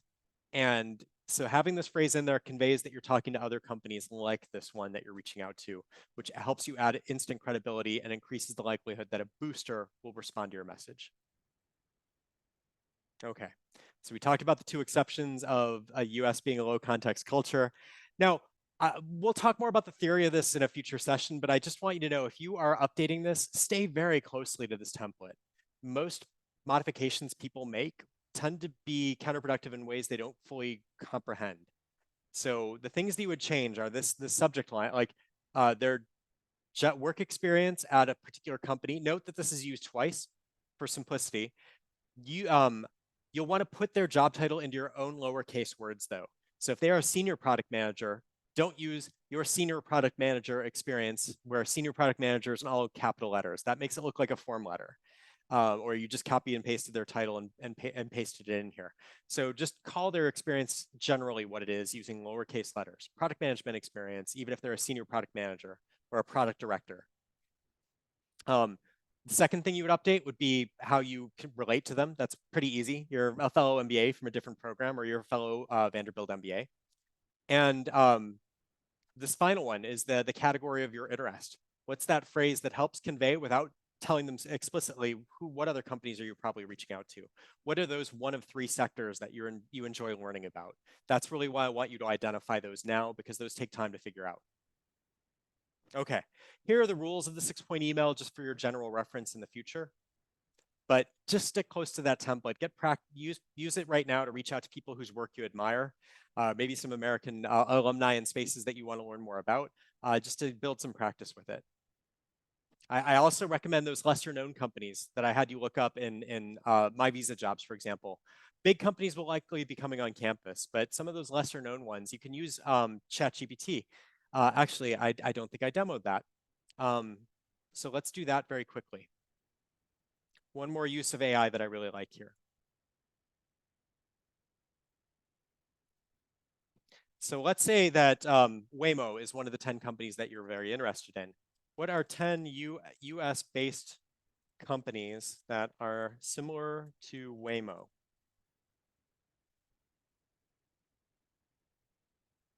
So we can ask ChatGPT for company ideas. Oh, it's running very slowly right now. So while that's thinking, we'll leave that on there for right now. There we go. Cruise. Okay. Is just one example. It will give you some that may not be that may be part of bigger companies. It will give you others that are more obscure. My recommendation is reach out to people in the articles that you're reading. If you see a company mentioned, reach out to someone at that company. If you see a person mentioned, reach out to that person. And your connection to them will be that you read their interview in Fast Company. Reach out to one of these companies that are smaller, so they're probably not going to come recruit you on campus, making them perfect companies to practice your skills on. Just ask a product manager at Cruise, for example, how they got so good at their job using a 6-point email. And if they ignore you, that's fine. You're not really losing anything. They're not your top choice companies probably for when you get to campus. Making them great candidates to practice on now. Often I'll see people who don't want to start practicing until they get to campus, but at that point, companies are so flattered to hear from you in August, September, October, that if you practice on your backups, they will often make you offers before you're ready to make decisions. And that can be a very uncomfortable position. Just because they're so flattered to hear from you proactively, you demonstrate so many positive qualities by reaching out to them to ask them how they got good at their jobs that they want to accelerate you in their processes. So you've got to start with your dream companies once you get to campus. Use these backup companies now for practice. Okay, so that's just one example. There are other tools that we'll talk more about that are helpful here. I just wanted to give you a sense for how this would work. Okay. So I mentioned informational meetings a lot. Let's talk about those because those are really those are hard for Americans too. It's something that everybody says you should do, but nobody gives you a framework for doing them outside of pretty high level advice. Like start with general questions and ask more specific ones later. That's not really all that helpful. So how exactly do we do US style informational meetings? Good news, don't sell yourself. It doesn't work for your outreach email and it doesn't work for informationals either. You've been told to sell yourself hundreds of times in your life for job search purposes, depending on the culture you come from. In many cultures, like sell yourself is a pretty widely embraced concept. It was also very popular here in the US. It still is. I hate it so much though, because it's an outdated concept. We are very skeptical of sales pitches. And right now we are a much more authenticity driven culture. So if people sense a sales pitch, their guards go up. And success in networking with strangers means being able to bring people's guards down slowly but predictably. So sell yourself, reaching out to a stranger to say, hey, I don't know you, but here's why I'm a great person.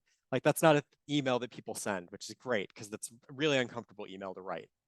But what's the alternative? If we're not going to sell ourselves in these informationals, what do we talk about?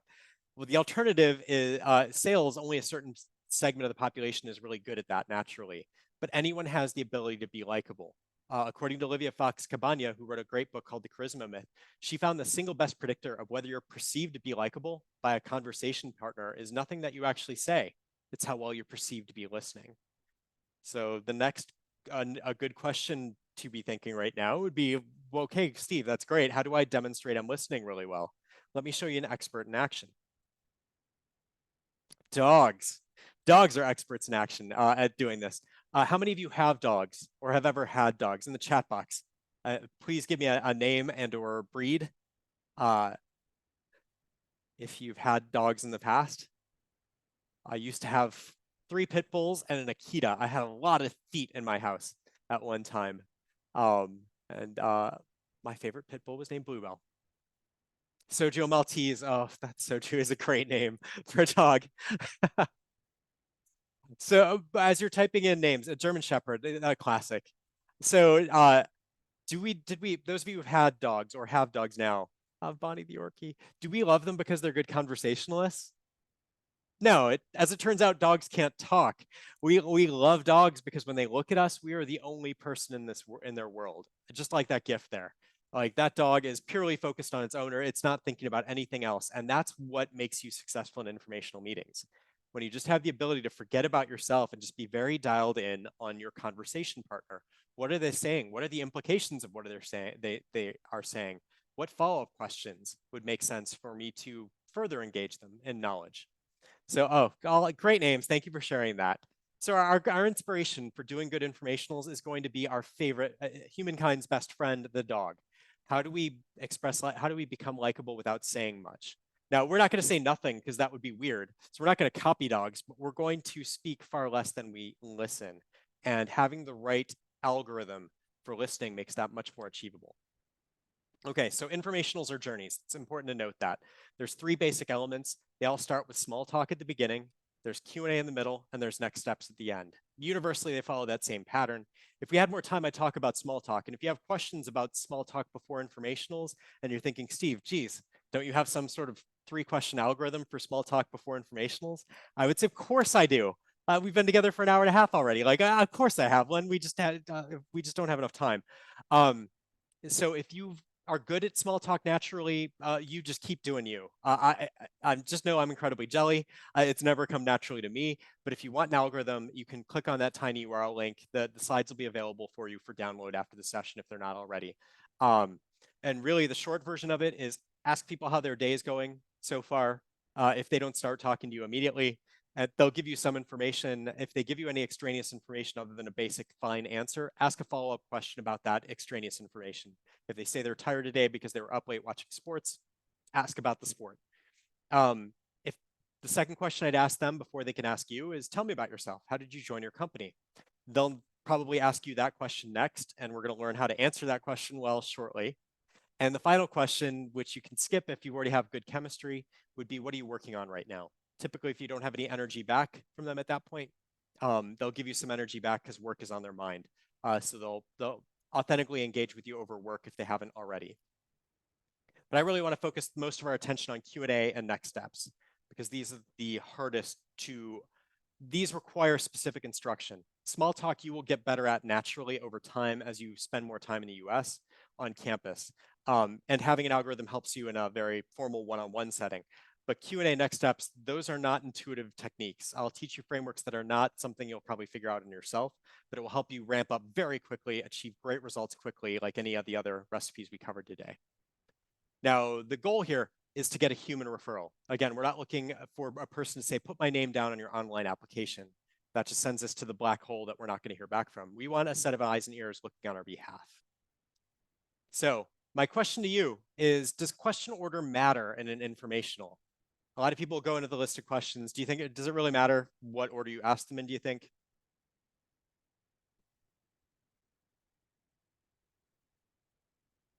Yes, interesting. So what order, when you, okay, what order do I put it in? What orders have you tried to optimize this if you've done informationals in the past? And truth be told, I only did a few before I got to business school. And a lot of people didn't do any. Did anyone have an order that they used? I'm genuinely curious. The closest thing to order that I've ever heard before I developed what's called the Tiara framework, which I'll show to you shortly, is like general before specific, but that leaves a lot of room for error. I would say that we all kind of intuitively know that we would never ask, tell me about yourself at the end of an informational meeting, and we'd never ask about next steps at the start of an informational meeting. So if question order matters a little, that means we can optimize it a lot. So I would argue that yes, question order matters more than most people might think. And the reason it matters is because we are trying to take a stranger on a journey. We can't take them directly from stranger to mentor, but that's our ultimate goal. We want to turn them into mentors, but we need to have some stopping points along the way. We can't take them directly there. There are a couple of stops on that path. So I think the life cycle of this conversation, they start off as a stranger. I think we first need to take them to the stopping point of let's make them an acquaintance rather than a stranger. And small talk helps us do that. Um, but even from acquaintance, it's too far a leap to take them from acquaintance to mentor. So I think portraying, making them an expert in the room is your next best step. Once we've gone from stranger to acquaintance to expert, now we can unlock mentor.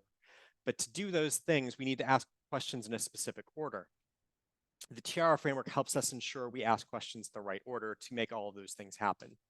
Now, Tiara questions have three traits. They are open-ended, meaning they are not yes/no questions. They have to be the text answers only.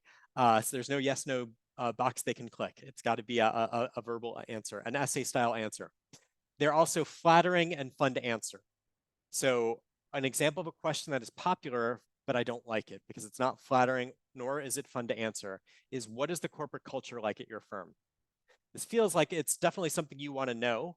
And it feels like it's a good, safe question. The problem with it is it's not flattering or fun to answer. If it were, what you're asking them is for a laundry list of generally appealing qualities. That's not fun to answer. And plus, they're not the designated representative of their company's culture. So they might get it wrong. They might not remember what the 8 pillars of greatness of the culture are on the website that they haven't looked at in 10 years since they got their job. So you're asking them for a laundry list on something they're not experts about. A better way to ask that same question would be, what is your favorite part of the corporate culture of your firm?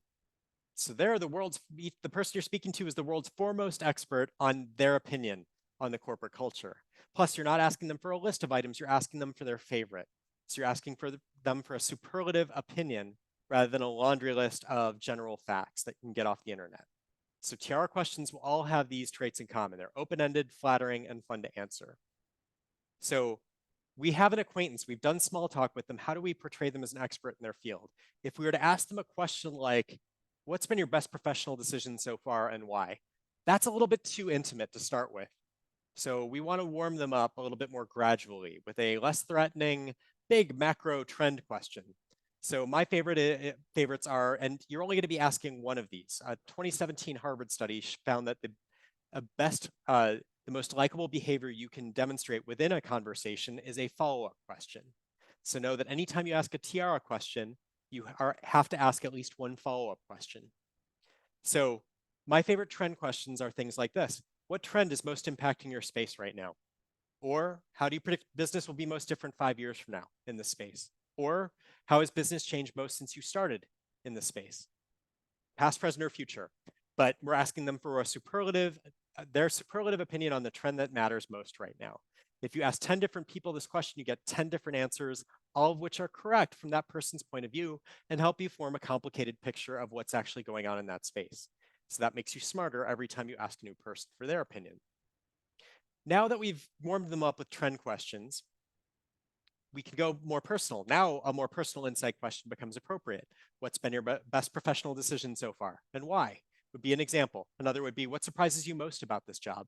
Another would be, you've been at the company for 10 years. If you had to attribute your success to one skill or trait, what would it be? A good follow-up question to that would be, is that unique to you or is that common amongst your peers? So building that trust, their expertise. You might be the only person this year who's asked this person how they've gotten so good at their job. And we're all feeling a little bit underappreciated in our work coming out of COVID. Fewer people left to do the same amount of work, if not more work, is kind of the experience most of us had. So how do we make them feel valued? We ask them how they got so good at their job. And that's what the trend and insight questions function to do. No one wants to give you a bad answer, so you'll gain genuine intellectual participation in this conversation, which helps as we start shifting them from expert to mentor. And the advice questions are where we do that. If we were to ask advice questions right at the start of the conversation, we get pretty obvious stuff. They're not warmed up. They're not invested in the conversation yet. Now that they're invested as experts, we made them feel good. Now they're going to want to give us good advice. You could ask them, what should I be doing right now to best prepare for a career in this field? I recommend making them the hero in your story. Ask them, if you were me, what would you be doing right now to best prepare for a career in this field? So that's a good advice question. If you were to start your career over again, what sort of project would you seek out first to get off to the best start? If I want to learn to speak like someone who's had this job for 5 years before I even start, how would you go about doing that if you were me? So make them the hero in your story. They'll think a lot harder for themselves than they will for another person. And you're asking them, how do they use their current knowledge to beat today's system? You don't want them to answer what they did 10 years ago because times have changed. This is all lead up to what I call the pivot question of the conversation. The pivot question is, what resources do you recommend I look into next? That wording is very specific, and it's on the next slide, so you'll have access to it. The word resources is vague on purpose because we want, ideally, a human referral. However, I do not recommend asking for a human referral during an informational itself. Anyone know why I discourage you from doing that in the chat box? Does anyone have a guess why I don't recommend doing that? It's a tough one. And most Americans, you want them to want to do it. That's a really good answer, Isaac. Too intentional might sound greedy. Ariel, I think you're onto something there because in our email, we asked for knowledge and insight. If we were to ask them who we should speak to next, it might feel like we're using them and this was all just a cover so that we could upsell them and bait and switch them to ask them for context for our job search. Yeah, it looks transactional. Diksha, very good. I would say that for me, consent is the key word here. I would never give a contact of mine's name out to a stranger without getting their permission to do that first. That's not very polite. It's not a nice thing to do to people in your network. So if I ever get asked during informationals, is there anyone you recommend I speak to next? I would always say, I'm sorry, nobody comes to mind, but I'll let you know if that changes because I haven't had time to get permission to share a person's name out. Plus, you're putting me on the spot, so you're going to get the first person's name that comes to mind if I'm giving you a name today, rather than the right person's name. And I want the right person, not any person. So what I recommend is give them a safe space to share a name by asking for resources in general. Some people will say, oh, if you want to work for, are you interested in working for us? You'll say yes. They'll say, well, you got to talk to Wendy. She's the hiring captain for off-cycle hiring or non-core schools. Reach out to her and let me know what happens. Great. You can wrap the conversation up right there. We pivot towards a closing. However, if they say, what sort of resources are you looking for? We pivot in a different direction. That's, to me, a signal that they're not comfortable giving you a person's name today. So let's ask for sources of information. What's the best 10 minutes of research you do in a given week to stay current on your space? Or what's your favorite industry newsletter that you read to keep up to date on industry trends? What's your favorite conference that you attend, that you attend, and why do you find it so helpful? And then with any time remaining, you can ask for assignments. Assignments is another word for projects, either projects of things that you can do to get better, or other just projects that they need to do. So what's your favorite project? So what's been your favorite project so far in your experience, and why? What's been your most impactful project you've done for your company, and why? Those would be typical assignment questions. Or if you feel comfortable doing this, like if you can ask if they have any like recommendations for how you can get smarter. That's another interpretation of assignments. You can cut this one for time. You can learn other projects that this person needs to do to get their job done through AI, thankfully. So don't forget AI. It will help make you smarter about their jobs. And generally, resources will encompass any sort of homework they want to give you. But absolutely get that homework. Find out what you can be doing right now between advice and resources and assignments so that you can use that as the basis for your follow-up later. Okay. So these are just one example. If you want more examples, you can borrow the 2-hour job search from the library, and it will have a list of alternatives if you find you'd like a different question to swap in. But again, stick close to this. Once you've used Tiara 3 times, you won't really need Tiara anymore. You'll get a sense for the flow. But it's really nice to have an algorithm or a framework that you can use even if you have an informational meeting with someone on short notice you didn't have a chance to prepare for. And that does happen on your internships from time to time. So just being able to default to Tiara, start with a trend question, move to an insight question, then go to advice is really, really helpful. Okay, so let's recap this section, and then let's talk about a couple things you could do to hit the ground running when you get to campus. So big takeaways: aim for objectively perfect, but subjectively good enough for your resume, and devote all the time that you saved by taking that approach, Ed's 3-hour rule, devote it to networking. That will pay vastly superior dividends per hour invested if you reach out to strangers and ask them how good they did or how they got so good at their jobs, rather than trying to improve your resume in a debatable way where people don't agree if you're actually improving it or not.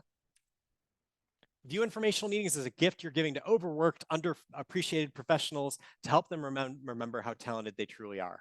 You may feel like you're imposing. In the US, it's not received that way in particular. At most places, it's not received that way because you're going to send a message asking for the gift of their knowledge and insight, and you're going to use their time in that informational to ask them for exactly that and no more. So you're not asking them for effort or risk or inconvenience at that point. You are simply asking them for the gift of their knowledge, and you're giving them a chance to reflect on how far they've come in their careers. You might be the only person who's done that this year, and they will appreciate you for it. What you can do now, a couple things. You can identify your star stories now and base your resume bullets off them to avoid double work. So your star stories, you're trying to write bullet points right now for your resume. A lot of people will write their bullet points and then come up with their star stories for interviewing later. My recommendation is start thinking now about star stories that you can use to answer questions like, tell me about a time where you led a team, or tell me about a time you overcame adversity. Tell me about a time where you navigated interpersonal conflict. So you're going to develop stories from your professional and some personal experiences that will help you answer those questions in interviews. My recommendation is start with those stories. The benefit of starting with those stories is you can then put those stories into ChatGPT, and ChatGPT will help you form bullet points from them. So start with a story. That way, each bullet point in your resume is a cheat sheet for a story you're likely to tell in an interview. The challenge with writing, if you choose to write the resume before coming up with stories, you're kind of doing double work. You're writing bullet points, but then those bullet points may not be stories. And then when it comes time to come up with stories for interview season a couple months from now, you have to do that work all over again. So my recommendation, start with stories, start brainstorming those now. You have time, you have access to your work files, you can start getting results. Think about those stories now, put them into a spreadsheet, and then convert those into bullet points rather than writing bullet points before them. And the second thing you could do right now is practice your 6-point emails and TR out with ideally US-based alumni, so you can just get better and more comfortable speaking to Americans that you're going to be engaging with. But focus on people who are doing jobs you think you might want one day, especially at employers that are smaller and less likely to come to campus. Okay. We talked about how AI can help you convert star stories and resume bullet points. Okay, so our final section here is how to achieve a fast start. So the answer is excel at frequently asked questions, in my opinion. That's the best way to get off to the best possible start in business school, is just to know there are certain questions you're going to get over and over and over again. Let's feel really great about our answers to them. So my question to you, where do most conversations start? What do you think is the single most frequent question you will be asked or prompt you will be given in business school? In fact, I would argue it's the most question you will receive most frequently for the rest of your life that has high stakes. We're nailing it. Tell me about yourself. Absolutely right. That question will come up thousands of times in a lifetime, but hundreds of times in the next couple of months for you as you meet your classmates and meet recruiters. So let's do a quick thought experiment. This one actually happened to me. I'll give you the scenario that happened to me. So I was at a happy hour with my START class on my internship at General Mills, my fellow marketing teammates. And we were chatting, getting to know each other, relaxing after a hard day's work. And all of a sudden, the CEO of General Mills walked up, Steve Sanger. He walks up to our group and he looked at all of us and he said, "Thank you so much for being our interns this summer. Tell me about yourselves." And he looks at me and I have to start speaking immediately. So imagine you're on your internship. The CEO of the company walks in. He asks your intern STAR class, tell me about yourselves, and looks at you. You have to start answering right now. You have about 30 seconds to answer in a group setting. So start answering right now, and we'll talk about how that went for you shortly. Your 30 seconds starts now. Tell me about yourself.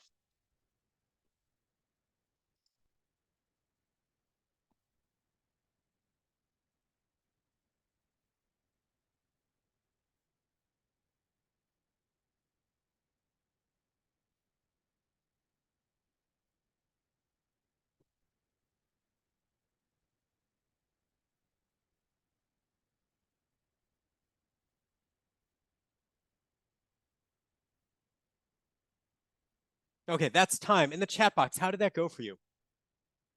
Easy, hard, comfortable, uncomfortable.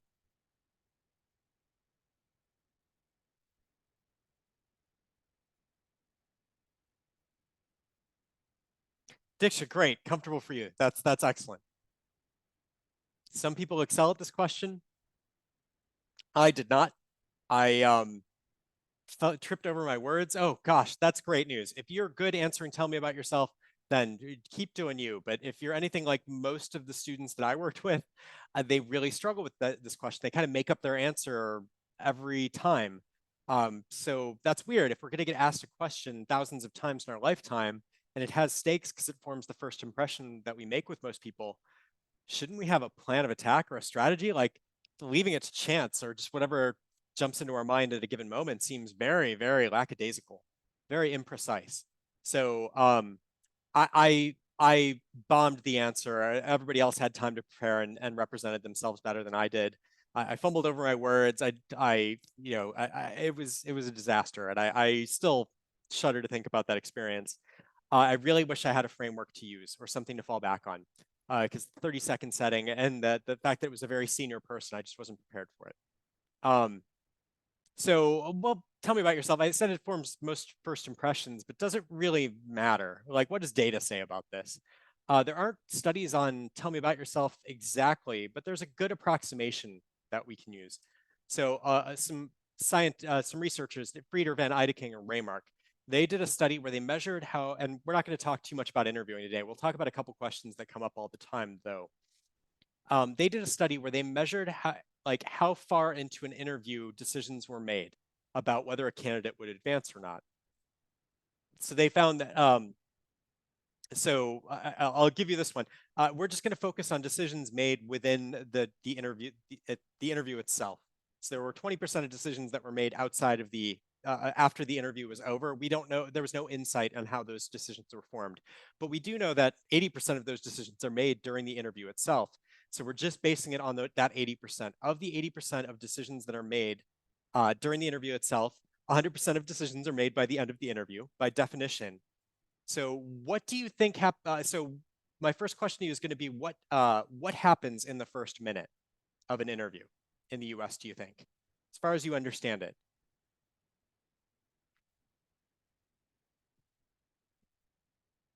What typically occurs in the average US interview in the first minute of the interview?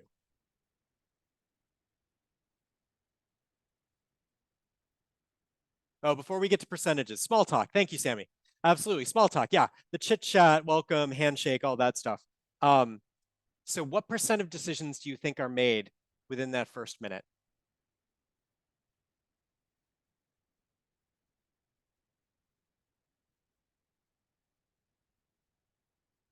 Take a guess. 30, 70, 30, 0 to 15.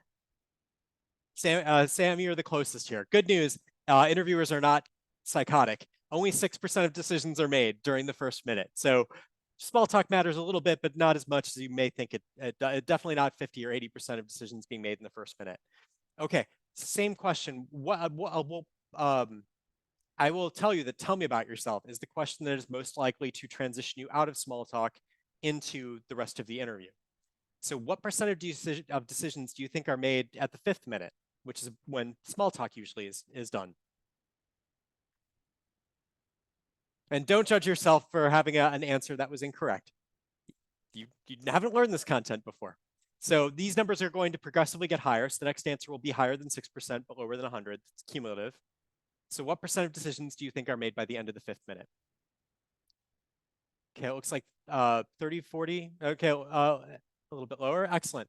You're get very close. 38%. Nicely done. You're dialing in here. But that's still an incredibly high number. So let's try it one more time. The next questions that tend to happen after tell me about yourself are what I call why questions. Why this company? Why this role? What percent of decisions do you think are made by the end of the 15th minute? After what I call the big four, tell me about yourself and why this company, why this role, why this sector are the 3 why questions that may come up. What percent of decisions do you think are made by the end of the 15th minute? Coming in hot with a 90%, 35%, 75%. You're really spot on, and 77%. So while you may stress about your star stories, they don't matter nearly as much as having a compelling answer to the big four. Tell me about yourself and why questions. So nicely done, everybody. So that fact that 40% of decisions that are made during the interview are made by the 5th minute. That means we really need to take tell me about yourself seriously, because all questions are not created equal. So if we're going to be asked hundreds of times in the next couple of months, and then thousands of times for the rest of our life, let's have a strategy for answering well. So there was no real strategy for answering tell me about yourself in a research-backed sort of way. So after the 2-hour job search came out, people were successful at getting interviews. They asked me, what interview book do you recommend, Steve? And I said, I kind of hate all of them. They're all tips instead of instructions. But what do we know about interviews? Well, we know tell me about yourself comes first. So how do we hack this? Answer using research. So a number of different research sources helped me inform this, but the first one that really resonated with me was stories.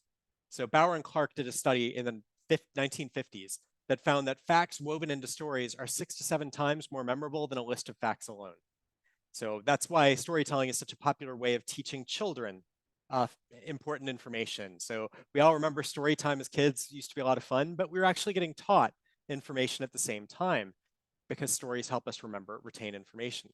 So we need to present our answers in the form of a story, with a past, present, or future, with some sort of chronological advancement in time. Now, the element that defines what makes a story is causation. So if it's just a list of facts, it's not a story. So there has to be a cause and effect relationship. So if we had more time, I'd show you a video. And if you come to the job closer session, we'll hopefully be doing later, you would hear, I would show you a video on this topic. But basically, causation is critical. We'd watch a video on the South Park creators, Matt Stone and Trey Parker. They came up with what's called the if therefore approach. So basically, they found when they're writing plots for their TV shows, their movies, their Broadway plays, musicals, they found that if you connect the beats of your plot with and then, it's not really a story. It's just a list of facts. This happens, and then this happens, and then this happens. And that's usually the default setting for people answering tell me about yourself who don't have a strategy. They'll often give a list of facts, but not weave it into a story. To make it a story, you need to connect the beats of your story with if or therefore. So I did this, but this happened. Therefore, I did this next. I did this, but I realized this. So therefore, I made another move. So a good example would be, I can just use a quick. So I recommend a solution called FIT. It's built off of this if-then framework that the South Park creators invented. And it stands for favorite part, insight gained, transition made. So let me talk about why this works. So FIT focuses on the whys of your career to date, not your whats. Typically, when we hear a mediocre answer to tell me about yourself, it's very dry and fact-driven. It goes on too long, and there's no particular care taken to curate whether this content is interesting to the listener. But focusing on our whys, why we did the things we did, that's much more interesting and much more relevant in a recruiting and getting to know professional setting. So plus it turns this story, this answer into a fill-in-the-blank format. So for each job that you want to highlight, you just mention the one favorite part of it. So a superlative element of that experience. But if it were the perfect job, you would have stayed forever. So there has to be an insight that leads you to make a change. And that's your therefore. Therefore, you transition to another job. Sometimes the transition is just accepting the promotion that you were offered or that you earned. Sometimes it's returning to take care of a sick loved one. Because we all went through COVID. A lot of us got laid off. We had some experiences, but those were learning experiences like themselves. So turn each one of those into a fit, the ones you want to cover. In an interview, we'll link multiple fits together. But for a happy hour sort of situation, we only really have time for our most recent fit. So that's what I want us to practice right now. The same thought experiment as before. The CEO of your intern employer walks in and joins your group of interns and says, "Thank you for joining us. Tell me about yourselves," and looks at you to answer. My recommendation is, let's use your first job after graduation. Answer that story again using the FIT framework. I'll just give you the same 30 seconds, but this time I just want you to read through this and fill in the blanks and see how it feels. And just be honest. Your 30 seconds starts now.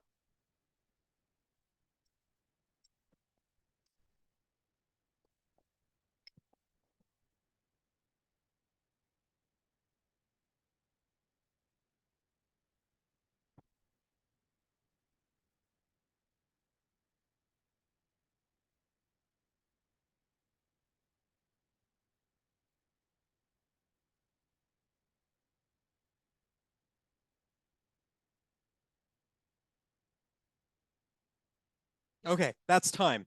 In the chat box, how did that one go for you? Easier or harder? Did it feel better or worse than the original attempt we made?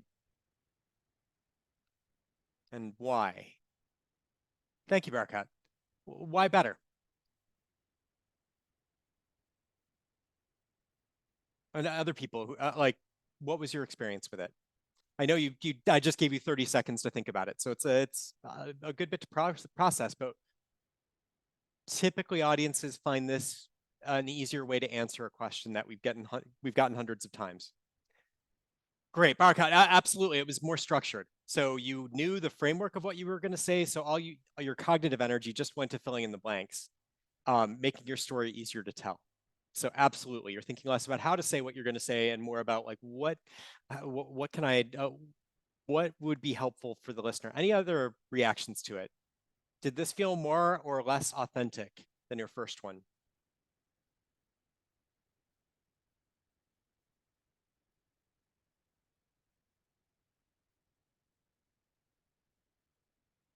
Like one more reaction here. And it's fine if you prefer the original sell yourself version.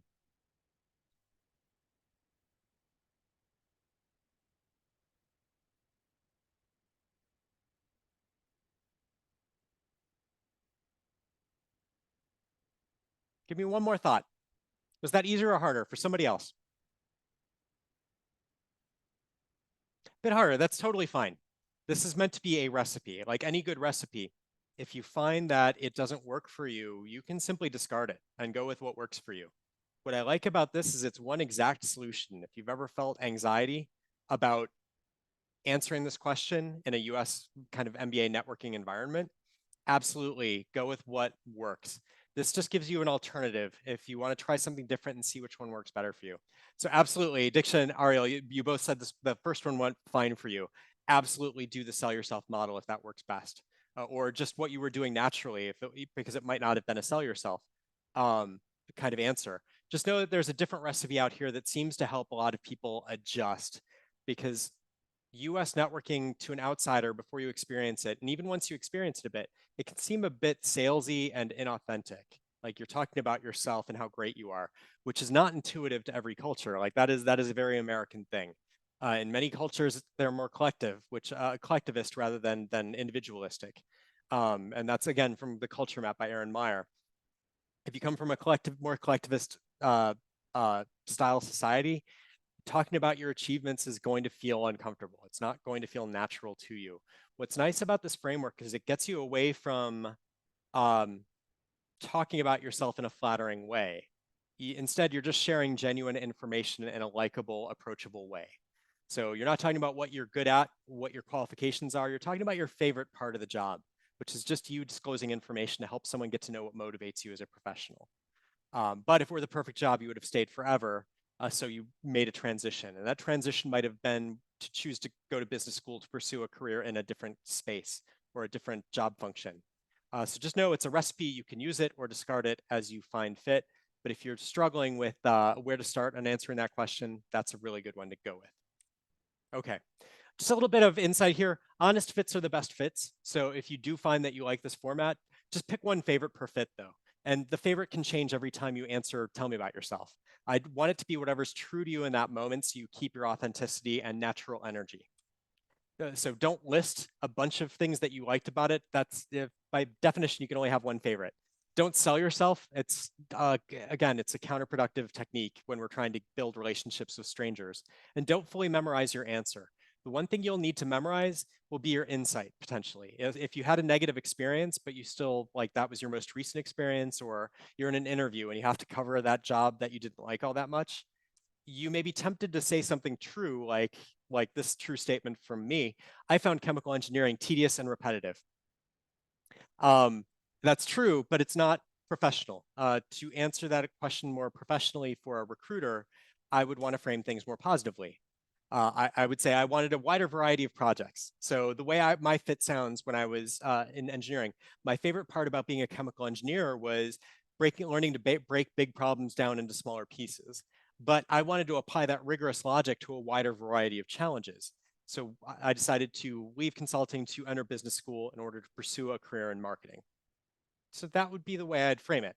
Totally honest, absolutely genuine, but I framed my insight positively. So if you memorize anything, it's going to be how to talk about a potentially negative experience in a positive way. It might be the 5% of the job that you hated the least, but by calling it your favorite, you can say that as a genuinely true statement. And your most recent fit works well in group networking. So why you decided to transition to business school to pursue a new career. Okay. And final point on this, you may want to use openers in your interview. Tell me about yourselves. In interviews, you'll have 2 minutes to answer, so you'll likely link multiple fits together. Start wherever you think your hero's journey begins. So for some, it starts in childhood. I'm originally from Lagos, and I've always loved numbers. Or some, it'll be in college. My earliest passion was performance, and that led me to study theater at Carnegie Mellon. Some, it'll be after college. Immediately upon graduation, I found myself in the world of Bay Area tech startups. And then you can go into your first fit. First, I began here. My favorite part of that job was, but I learned this that led me to transition to my next role. My favorite part of my next role was, but I learned that, and so on. Okay, let's quickly touch on the other questions. So the why questions I mentioned, those come after tell me about yourself in an interview. They will also come up more frequently at your networking events. So if you get any question in a networking event, you're probably going to get tell me about yourself. If you get any other question consistently at a networking event, especially if you're in a smaller group, it will be the why questions. Why are you interested in our company? Why are you interested in product management? So having a framework to answer those is also very helpful, especially since nearly 80% of interview decisions are made by the time those questions are done. So it just makes sense to have a plan of attack. Okay. So I recommend a technique called RAC, reason, anecdote, connection. Why do you want this job? If you're in an interview, you'll probably have 3 reasons. If you're in a networking setting, you'll probably just have 1. But if in an interview setting, I would say, well, I have 3 main reasons why I want to work for your company. My first reason is blank. This is your thesis statement. RAC is essentially a miniature argument that you're building that you can convey quickly. You need to substantiate that reason with some sort of evidence, and that's where your anecdote comes in. The word anecdote is specific to you, meaning that the next person to interview or speak to that person can't use the same thing because they didn't live it like you did. So this anecdote is true or important to you because you had an informational meeting with somebody who told you that, or because in your experience, you did this project really. You're a good problem solver because you had great scores on this type of project. But then you need to connect it back. So a good argument not only makes a thesis, backs it up with evidence, but it also relates it back to the listener. So it's not just that you are you're qualified. It's not just that you really like this company. It's here is how your passion for that company will translate to improved results for the company. So I think this connection will help me do blank part of the job better. I'll give you an example shortly. But the more common your reason, the more a connection is needed. You don't always need to have connections, but connections are pretty handy, especially if you have a common reason like, I want to work for your company because they're the market leader. That one's a dangerous one to go with. I don't recommend that one. But because your people are great. That's a very common reason. A lot of people will say that. So that makes it more important you have a connection to let them know that you understand the job you're raising your hand for. So here's an example of why our organization, I'm going to use passion here, just to show you how you can build out passion into a good answer. So this is from a company called Darkon Electronics. Why do you want to work for Darkon? The biggest reason is my lifelong passion for home electronics. That's my reason, my thesis. Need to back it up with some evidence. I got the Darkon Super Pro gaming system in grade school, which got me interested in electronics early. I started reading industry blogs, debating new electronics merits with my friends, and even listening on investors' calls. Nobody else can say that. That is my lived experience. No one else can say that. But that's great for me, like that I have a passion for the sector and Darkon happens to be in that sector. What do they get out of it? That's letting them know that you care about this being a win-win, and that's why the connection is so important.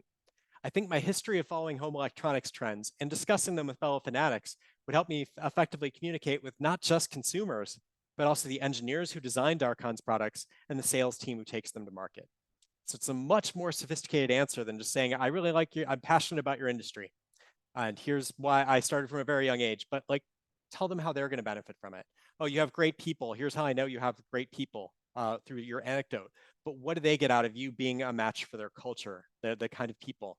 How is that going to help you contribute better or faster? Okay. So let's move on.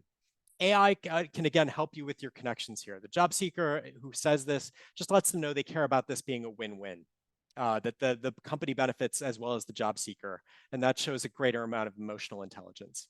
Now, AI can help you form these connections. What are 10 projects that I'd need to get done if I were a product manager for Darkon? AI can generate those for you, so it can give you ideas for possible connections. Okay, and those TR questions that we covered earlier, they're great for recruiting events too. So they're open-ended, flattering, and fun to answer, making conversation partners that we have feel good about themselves. They're fun to answer. What trend is most impacting your industry right now? They can't get that wrong. You're asking for their opinion. And like you can ask this question over and over and over again. So TR questions will serve you very well in recruiting events. So practice asking those of strangers, even your classmates, like what trend is most impacting the uh, big accounting firm space right now? Like, and you'll learn stuff about accounting, even though if you don't want to go into it or you're trying to leave it yourself. They also spotlight and flatter others, which it's less talking for you, less pressure for you to just ask questions of other people to get them to talk about how they got so good at their jobs. But it will also cause them to take a reciprocal interest in you. Who you have great taste in who you listen to, who you ask questions from. Like, tell me about you. How did you like? What's your background? And they also make you smarter with every conversation you have. So that way, what you learn at one recruiting event will help you at your next recruiting event. But just practice asking these. They'll become second nature soon to ask flattering, fun to answer, open-ended questions. But really practice Tiara before you get to school so that you have these questions ready and can come up with them on the fly. They also give you great insights for thank you notes. And that's what I want to finish up with today. Thank you notes are critical in the US job search, MBA job search. You may not realize it, but they are the electronic receipt that reminds recruiters who meet hundreds of students like you from different schools in a given year, it reminds them that you had an interaction with them. I had a thank you folder when I was at General Mills. And when I did recruiting events, I would put all the thank you notes I got into the thank you folder. So that when my hiring captain of General Mills would ask me who I recommended, I'd go into my thank you folder. That would help jog my memory about which students had left a good impression. Who did I interact with? And I'd recommend those students. So your thank you notes are essential to help people, especially on campus, remember you, but off campus as well. If you don't send a thank you note, they're unlikely to remember you spoke. But you cannot afford to fall behind. So having instructions helps you send these promptly and meaningfully, and I recommend a very standard format. So we're going to run a handful of moments. Aria, thank you. I totally understand. In the thank you note, for the interest of time, I'm going to save the video. I'll wrap up and we can go through any questions. And if you want to see the video, I'll stay a few minutes later to show you, but you have access to the video right now. Here's what a sample thank you note does. It basically recaps the best piece of advice that they shared with you, either in a live recruiting event or in an informational meeting. So that's that first line. You told me to read Ad Age and Brand Week.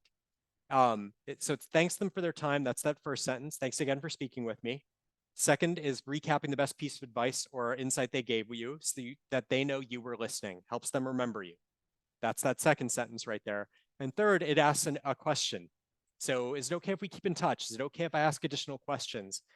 We're using something called commitment and consistency, identified by Robert Cialdini here. He found that if you get people to verbally commit to saying, yes, you can do something in the future, yes, they'll do something in the future, that makes them more likely to actually do that thing when called upon. So ask them an easy question. No one's going to say no to, is it okay if I ask you additional questions later?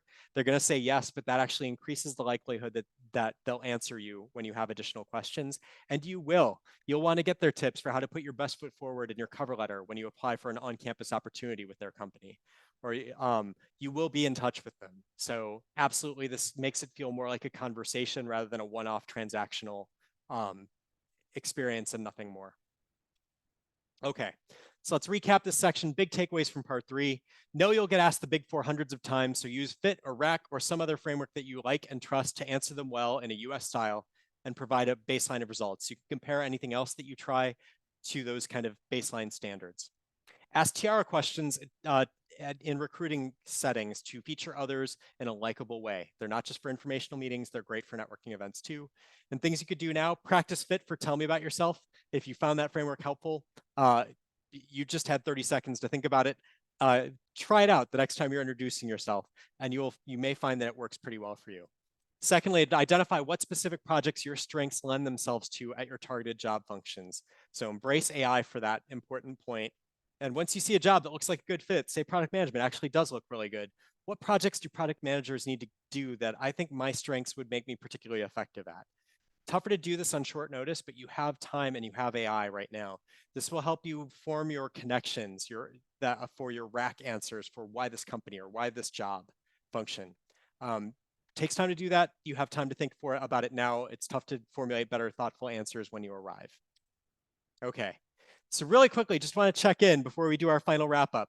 Do we feel more confident and competent in the following items?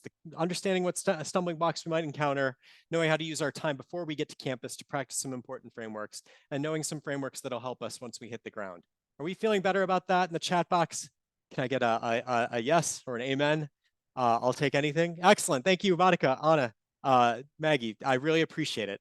Thank you so much for attending this session. In closing, a few thoughts. You have the skills and talent already. You are going to be fine in those respects. So don't think about retaking the GMAT or anything like that. You have the skills and mettle. Companies are going to assume you're all prepared. But know that everyone is unprepared for US MBA style networking, including Americans. Even the Americans have not gotten their MBA in the US before. So this is a different kind of networking where you need to recruit strangers, advocacy. Most of us have never had to do that before. So we're all on a level playing field. How quickly you embrace the challenge is going to determine your success rates here. I recommend recipes and the 80-20 rule to get off to a fast start. So recipes like FIT and Tiara will help you embrace turning strangers into advocates on demand. And job searching will test you unlike any other academics. Will test you but unlike any academic subject. You will have to be successful in US job searching. You will have to succeed at making yourself and being comfortable being vulnerable. You will have to disclose information. That's not something you need to do in your academic subjects. You will need to put yourself out there and get rejected over and over and over again, but keep trying. No other academic subject tests you like this. So treat this with the utmost in rigor, even more rigor than you'd take to an academic subject. You've passed with flying colors every academic subject you've touched, but with the exception of handwriting, if you're anything like me. However, this is going to test you in a different way. Do not treat it less seriously simply because there are no hard and fast deadlines and no grades assigned to it.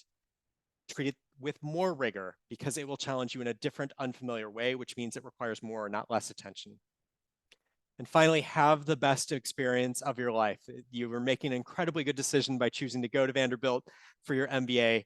I am so excited to hear what happens next for all of you. So with that, I will say thank you. I know we're a couple minutes over. I apologize for using some extra time. I'm going to stick around to answer any questions that you have for as long as you have them. But before you go, a few requests and offerings to you.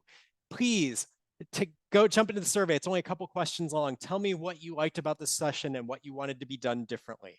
What did you want more emphasis on or less emphasis on? What topics do you think I skipped that you wish I would have covered? Also, I have a LinkedIn group. So for readers of my books or just followers of my techniques, if you experience any difficulty with FIT or you think of a question later about FIT, I have a LinkedIn group of about 15,000. Jump in there, ask me a question. It'll take a few days before I greenlight it because there's a queue of about 7 days right now. But I answer questions for free and I love doing it. It helps me get smarter as well.